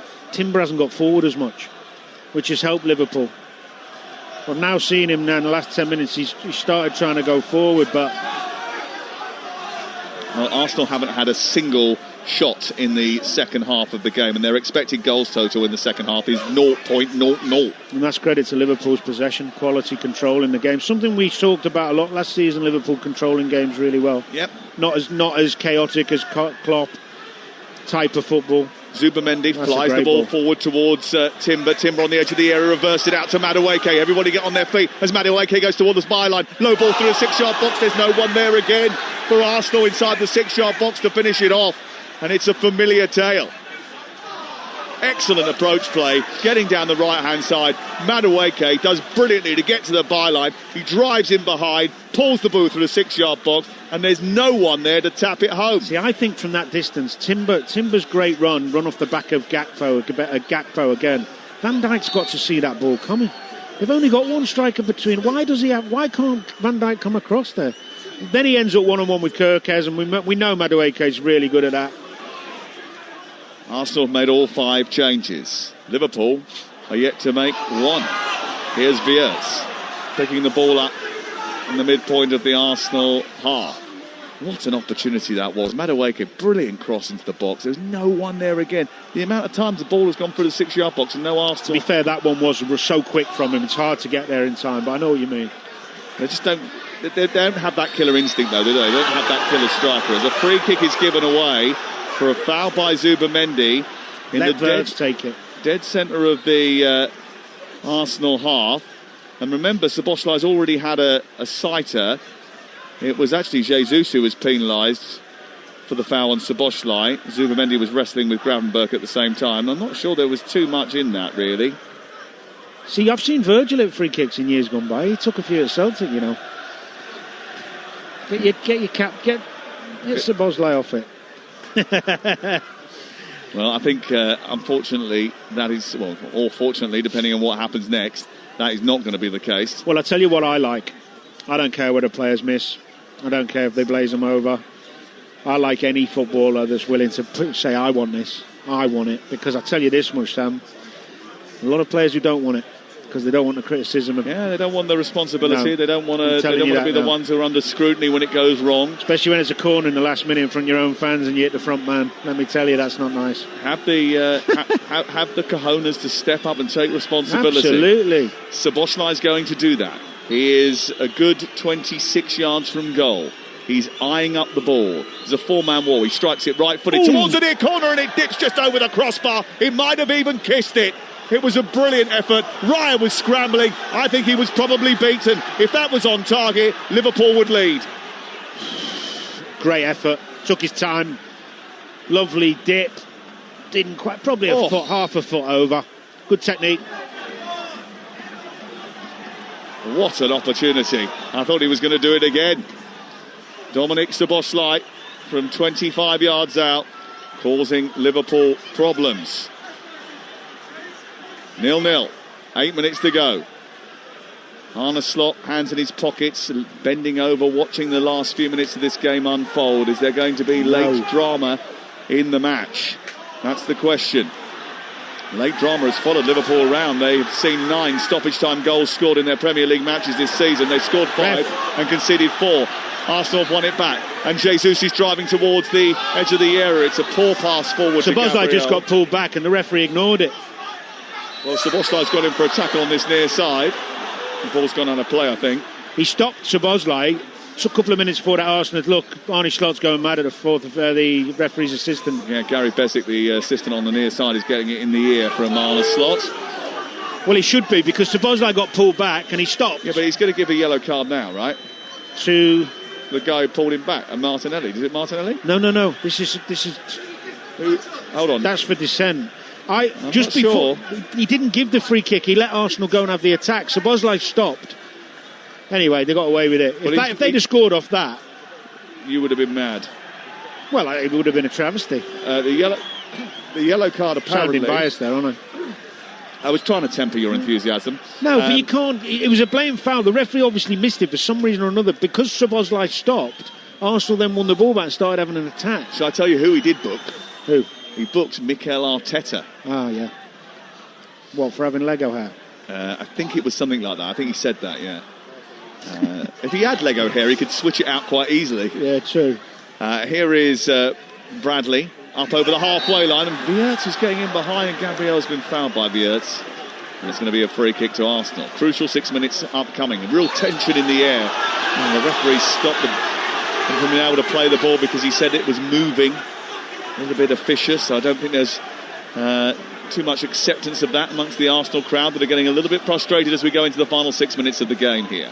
It's been a real tactical battle between these two. Look, neither of them are like free-flowing goal scorers, let's be honest. You know, they haven't got out-and-out killer strikers like Manchester City have. Here is Martinelli, though, played in by Miles Lewis-Skelly down the left-hand side, who delivers the ball into the box towards a far past. The offside flag is up anyway.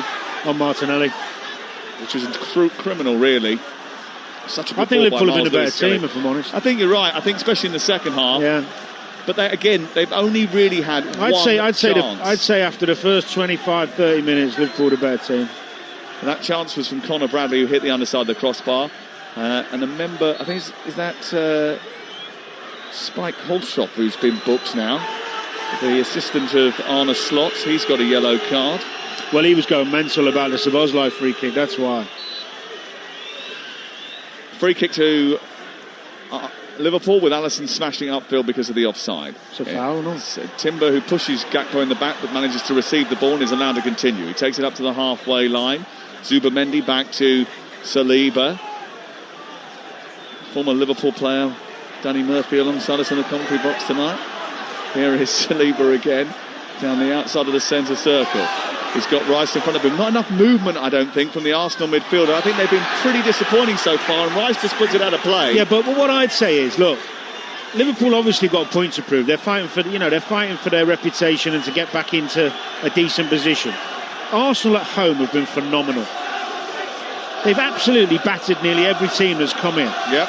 They're allowed an off half or an off 60 minutes, whatever you want to say. They've hardly been disastrous, and the fans here, I mean, this is a team that's probably going to win the title, got a chance of winning the Champions League, and the frustration and anger around me because they're 0-0 against last season's champions. It's beyond belief. It's because they've seen their team go top on Christmas Day 2 of the last 3 years, but what helps them? not got over the line, and they're just concerned about it, I think. Yeah, but get behind them. They have won 14 of their last 15 home games in all competitions here. Only team to stop them winning was Manchester City. And this has been a very different performance to that one employed by Pep Guardiola earlier in the season from Liverpool. Ball sent long by Raya. Liverpool have been probably the better team in the game. And Gakpo coming forward draws a foul from Timber. It's a free kick on the halfway line. This is Talksport. We're live at the Emirates Stadium. And I don't know if you heard the latest episode of How to Win the World Cup with the brilliant Matt Ford and Paul McCaffrey. They spoke about the 2002 World Cup win with Cleverson. He talked about handling the pressure of playing for a massive nation. That particular podcast, one of many that we do, is available on YouTube and all the podcast platforms. It's How to Win the World Cup. And also be sure later on to check out Talksport.com for Adrian Durham's player ratings from tonight's match. We'll no doubt discuss them after the match, so stick with us and we'll bring you both managers with Alex Crook live on Talksport. Well done.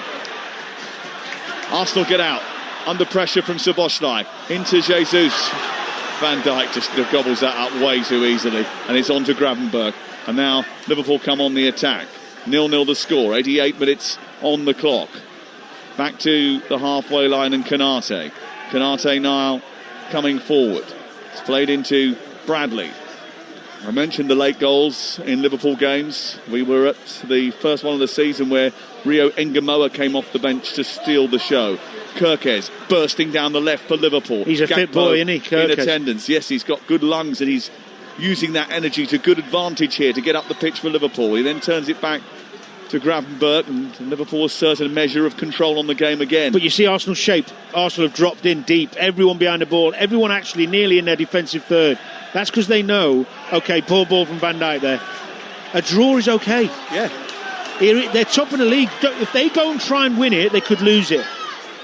And I think that's a measure of maturity. I do. That I think a manager of Mikel Arteta's standing has realised and employed here. Yes, there will be criticism for people who say you didn't go for it enough and establish a 8-point lead, but they've got a 6-point lead at the top of the table to Manchester City, and at this stage of the season, that is a very healthy advantage. Very healthy. And let's not forget as well, I mean, even though I was anxious about Liverpool here tonight after recent performances, the reality is you are playing last season's champions. Look around the pitch. And Liverpool are unbeaten in 9 games coming into this game. But you've got a lot of experience out there.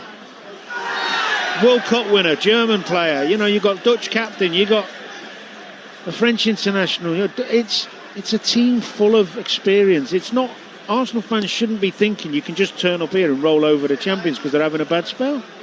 McAllister has just brought down Eze, who I haven't really seen that much of since he came off the bench, by the way. Rice picks it up in centre field. It's been Declan's quietest game I've seen him have. I agree with that as well. And he was so good down at the Vitality Stadium, wasn't he, with that brace, his first Premier League brace. Here is Martinelli on the near touchline, trying to take on Jeremy Frimpong. Never know, there might be a late goal in it for Arsenal. Here is Gabriel onto Eze. Eze down the right-hand side. Here is Madueke. Madueke manages to get the ball down the outside of the penalty area. He's taking on Kirkes. There's 4 minutes of added time. Saliba approaches the edge of the box and then hands it off to Madueke, who will send it into the area here. He travels up to face up Kirkes, then nudges it back to Saliba. Saliba lifts it into the box. It's Jesus with a header. It's straight down the throat of Alisson. And a sigh of relief from Danny Murphy, but a sigh of frustration from the Arsenal fans that are closest to us. Eze gets back, does well to win the ball. Kirkes has got cramped, he's gone down with it. But it's Arsenal who are being urged forward by their supporters here. Miles Lewis-Skelly onto Martinelli down the left-hand side, trying to get on the outside of Bradley. He tries to tease him, gets into the area, right-footed ball in towards the near post, and Jesus was cutting across the goalkeeper, but it was a good save. Great play from Martinelli. Sharp, positive, belief in himself. Smashed away by Alisson. I'm not sure why he's done that. Experienced goalkeeper. Give your team a chance to get out. Liverpool are dropping off now. First time they've really panicked a little bit. Yeah, the late pressure is coming from Arsenal now as the pendulum swings in the home team's direction, having been largely with Liverpool in the second half. 0-0 the score, 91 on the clock. The Arsenal volume is turned up. It's with Gabriel. Out to the left now, Martinelli. Martinelli to the touchline. He tries to get the cross in. It's blocked by Frimpong, and then Szoboszlai comes over to try and dig the ball away. Martinelli keeps hold of it. He goes again in towards the edge of the area, and then Jesus using his strength. No, Konate using his strength. Jesus tried to use his strength against the man mountain. Konate ended up on the floor. When Konate's at it, he's a real player. He's a real strong defender. He has his mad moments, we know, but he is so powerful. He's been good tonight, and so has Virgil. They've had to be, because this Arsenal side tests you. Frimpong hasn't been out to run for the last 5 minutes. He's feeling that ankle, I think. I think he's just knackered. What have we got, 2 minutes? Yeah, well, I am surprised that they haven't changed it, but I suppose they'll change all 11, will they, for Monday night's game live on Talksport in the FA Cup against Barnsley? Oh, absolutely. If they can. There's not that many personnel. Oh, no, Liverpool you're talking about. Yeah. No, they won't change 11. Gabriel down the left-hand side. Across comes Bradley. What's he done there? He's hurt himself. I think he's hurt himself, Bradley. He's landed awkwardly and hurt himself. That's why he's just nudged that ball out of play. He's getting up, though. Get up some. Well, it's his knee, I think. Yeah. Yeah, I think it is. And immediately... Oh, who's doing that? Martinelli's pushed him off the pitch. Oh, and then he's been pushed by Canate. Then there's the referee's dropped his whistle. Then Alisson's come out. It's a yellow card for Martinelli. It's a yellow card for Canate. He's trying to restore a little bit of order here in the final few seconds of the game. I think you've got to be careful pushing someone off a pitch when you don't know how bad the injury is. He maybe think he's trying to blag it, I get that. But Martinelli can't be doing that.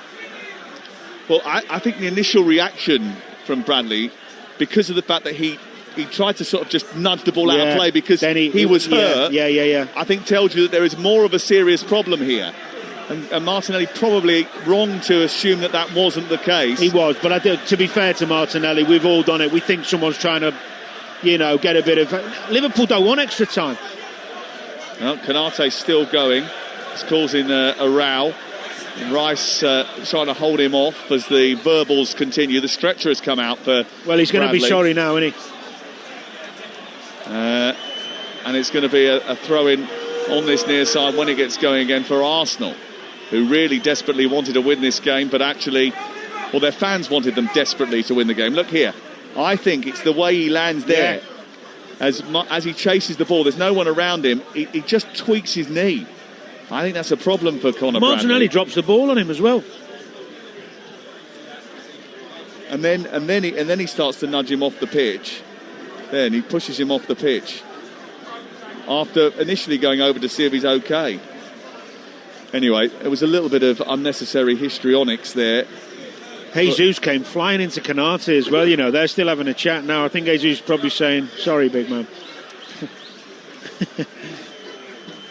Well, the medics have come on. They've stretchered Bradley off the pitch. And we restart. He gets no luck, this boy, does he, with his injuries? In stoppage time. With a change for Liverpool, their first substitution. Joe Gomez comes on for the right back, Conor Bradley. And the last few seconds of the match, we'll see Arsenal go on the attack here. Just what you don't need. You come on the sub with 2 minutes to go at Arsenal and you're not properly warmed up and Martinelli's running at you. Miles Lewis-Skelly to take the throw in from the near side. He launches it into Gabriel, is a little bit deeper. Arsenal need to get the ball forward, not backwards, and Saliba goes back to the halfway line and then turns it back all the way to Gabriel. Ball sent long and out towards Jesus. His header interrupted the flow. It was going to go towards Martinelli. It's gone back out for a throw-in. Miles Lewis-Skelly wants to take it quickly. He tosses it back in towards Gabriel. Gabriel then turns it on into the centre of the pitch and finds Saliba. Late drama and tension here as Arsenal push for a winner right at the end of the game. We've played 6 minutes now of the added 4. The referee's still yet to blow his whistle. The ball goes to Gabriel. They've got to get it into the penalty area here, but they're too ponderous to risk the ball here, Arsenal. Timber drops deep to pick it up, plays it back out towards the right-hand side. Saliba's on it. He won't cross it. I was just about to say that's not what they want on the ball. Timber now takes over. Madueke's to the right. Can they get the ball one last time into the area? Madueke accelerates, gets to the byline, tries to take on Kirkus, who puts it behind, and it's away for a corner in stoppage time. Who threw the Skittles on my... Me, by accident. Sorry, I'm all... You're all asunder, I'm aren't all you? flustered. Yeah, well, calm yourself down. There's still a couple of minutes to go here. We're in the final few seconds of the game. This is Talksport. And we've got a corner on the far side to be taken by Madueke. Madueke to take it. All the Arsenal supporters in front of us standing up to keep a view on what's happening here, because away to our left, this could be the last act of the match. Can they get a late winner from a set piece? They've scored so many goals from set pieces. Madueke's delivery is crucial. It's deep towards the far post. Gabriel is up there and he heads it wide. And that is the final act of the match. And after City and Aston Villa dropped points yesterday, Arsenal do the same at home against Liverpool. There was a chance to put clear daylight between them and their closest challengers, but they have only maintained the status quo. It's not the ideal, not the perfect result, but it is a safe result that maintains the 14-point gap to Liverpool and maintains a 6-point gap to Manchester City and Aston Villa. It leaves a slightly bitter taste for some of the Gunners fans, But in the end, I think it's a fair result. For Liverpool, it's a moral victory in the absence of some of their key players. They showed real grit and determination, and they were probably the better side in the second 45. Arsenal do march on. Their lead is intact, but the knowledge that there is still going to be a lot of hard graft to do. It's finished at the Emirates. Arsenal 0, Liverpool 0. I'm still gobsmacked that Gabriel Martinelli wasn't sent off there. You drop a ball on an injured player and then you grab hold of him while he's on the ground and hoik him off the pitch. How is that not 2 yellow cards? What's Anthony Taylor scared of there? He's an injured player. It looked like a bad one as well. That's really shocking refereeing, and from Martinelli as well. I think just scrolling through social media, Danny Murphy, the public perception is that this was not an entertaining game, but I was like hanging on every single pass, hanging on every single move, because you just never knew. Liverpool were in control, but Arsenal at the end were going for it just at the end. Well, we love every aspect. We see a lot of football, don't we? Some fans just want to see chances and wide open defences, end-to-end football and goals. We'll enjoy the intricacies of a tactical battle and who's doing what and what can make the difference. And I thought there was a lot of high quality in that game. I'm really surprised by the level that Liverpool were able to, well, genuinely surprised that they got to that level of calm in possession here in a second half where we've seen Arsenal blow teams away. They did it to Villa not so long back after Villa had an alright first half. My fear at half-time, although Liverpool had the better chance, the fear at half-time was he's going to give them a rocket, Arteta. They're going to come out with the physical power they've got, maybe make a couple of changes, and Liverpool are going to end up on the back foot. And actually the opposite happened. Liverpool grown in confidence, maybe getting to half-time. All the top players turned up. They passed the ball well. They got into some really dangerous positions. Yes, they didn't quite threaten the goal enough. Maybe lack of a forward. Frimpong's lack of belief in himself at times. But so much of what Liverpool did was high level. And I don't think that second half... I don't remember a game where I've watched Liverpool in a second half control a game like that and have such dominance in a game in terms of good defensively, comfortable on the ball against I'm talking about against high quality opposition. Now Arsenal were a bit lacklustre. They looked a bit flat and a bit tired at times, which is understandable. They played a lot of games, but that was a little kick up the backside to Arsenal, I think, to say you're not going to get it all your own way even here, because there's a lot of good teams around. They remain unbeaten here, Arsenal. They've had 2 draws. The rest have been wins. Man City and Liverpool leave here with a point each this season. Can you blame Arsenal for doing what they're doing, Danny Murphy? Because they're just making sure they get to the title. They're sometimes, like tonight, they're not being spectacular. They're not going to win many friends playing like that. They were settling for a draw in many ways for the vast majority of that second half. Can you criticise Arteta for that? I think there'll be some that will, and I wouldn't say rightly so, but I think it would be fair to say they could have had more of a go, and it was a little bit careful. I think that would be fair. I see why he's doing it, because Arsenal's strength is their defensive stability. They do score plenty of goals, but defensive stability is their main asset. If he decides against Liverpool to go after them second half and really go on the front foot and press everywhere and go man for man, he could have lost. And he's probably thinking, after a tough Christmas period, at home against a good, the ex-champions, although they haven't got forward players, they've still got quality, the draw's okay. Let's not risk losing it by trying to win it. Now, you could argue the best managers, or the more successful ones in Fergie, Klopp, Wenger, they would always risk to winning it. But ultimately, it'll be at the end of the season, we'll know. They could look back on this game and why didn't we go for them? But I think he made the right choice. I think it's strategic, I think it's thoughtful, I think it's methodical, I think it's the way that Arsenal plotted their way through the season. I think, I don't think that there has been too many times where you've watched Arsenal and thought, this is a brilliant, fantastic, edge-of-your-seat team to watch. They have been methodical, strategic and thoughtful throughout the course of the season so far, and I think that is their approach, and they want desperately just to be able to win the title. I think the key thing here is that both defences deserve credit. I thought Liverpool's defence was excellent tonight, especially Kirkes, who struggled early on with Saka, then got a rollicking from Slot, and then turned out to be a major asset. They got to grips with the Timber-Saka combination in the second half. He did great, and they took the game to Arsenal, but Arsenal's defence didn't give up too many chances either. Look, there is a lack of quality at the top end of the pitch from both. They don't. Neither of them have a killer right at the top of the formations, but their defences are exemplary. They are. I actually enjoyed the game, but I'm a bit of a football nerd. Yeah, and I don't know what. Some people just want, lots of goals, and I get that as well. They want a Newcastle Leeds every single game, but for me, I thought it was fascinating. I think in terms of Liverpool controlling the game, I want to point out a couple of players. One is Gravenberch, who was a colossus, I thought, controlling the game, but Wirtz on the ball. He's such a joy to watch, and if they carry on playing like that, the fans won't be complaining much longer.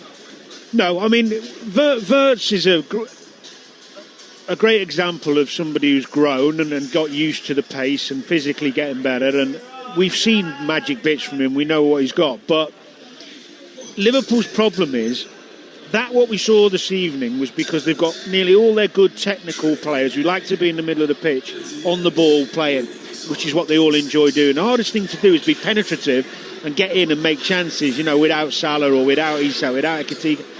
So as soon as you change one of that, or you put Wirtz back out wide and you bring in a forward player, you don't quite have the same control, but you'll have more of a goal threat. And this, whatever league you're playing in or watching, every team has to find that balance. It's like Arsenal fans will be going away from here tonight going, we weren't forward thinking enough, we didn't create enough. How can Arsenal be great defensively and create loads? Finding that balance for every top club is difficult. And Liverpool struggled with that balance early in the season. Massively. And they had that balance tonight. And they have, over the last few weeks, just asserted that level of control, which everybody was praising them for last season in matches. But because they were winning from the start of the campaign and they amassed such a lead, it felt like that they had done the right thing.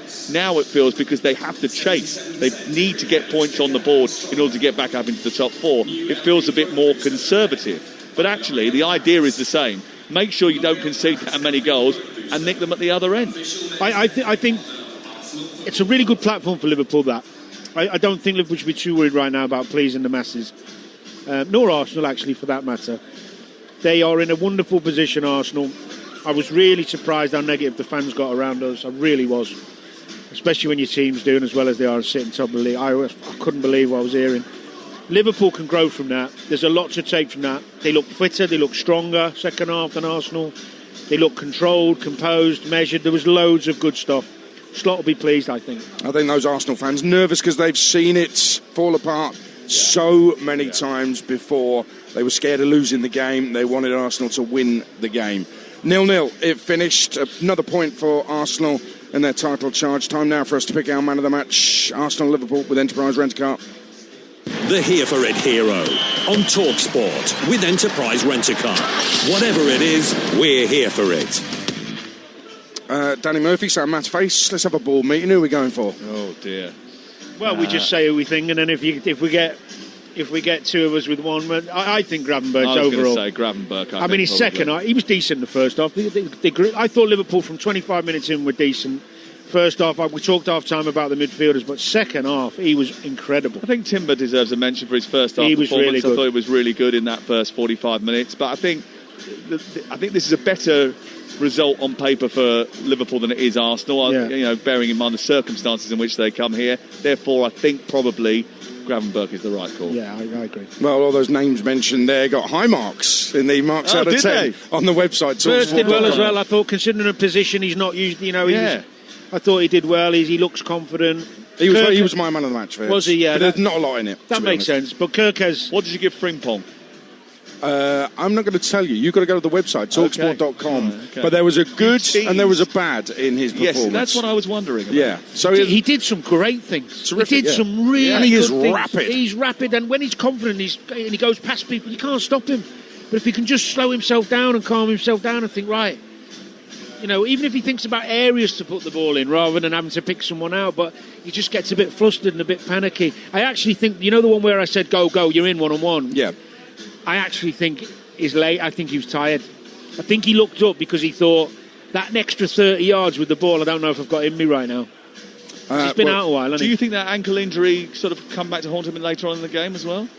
No, I think he's just tired. I think he's tired, okay. I think let's just say fingers crossed for Conor Bradley. There was a 3 out of 10 in there, but you're going to have to check it out. Talksport.com.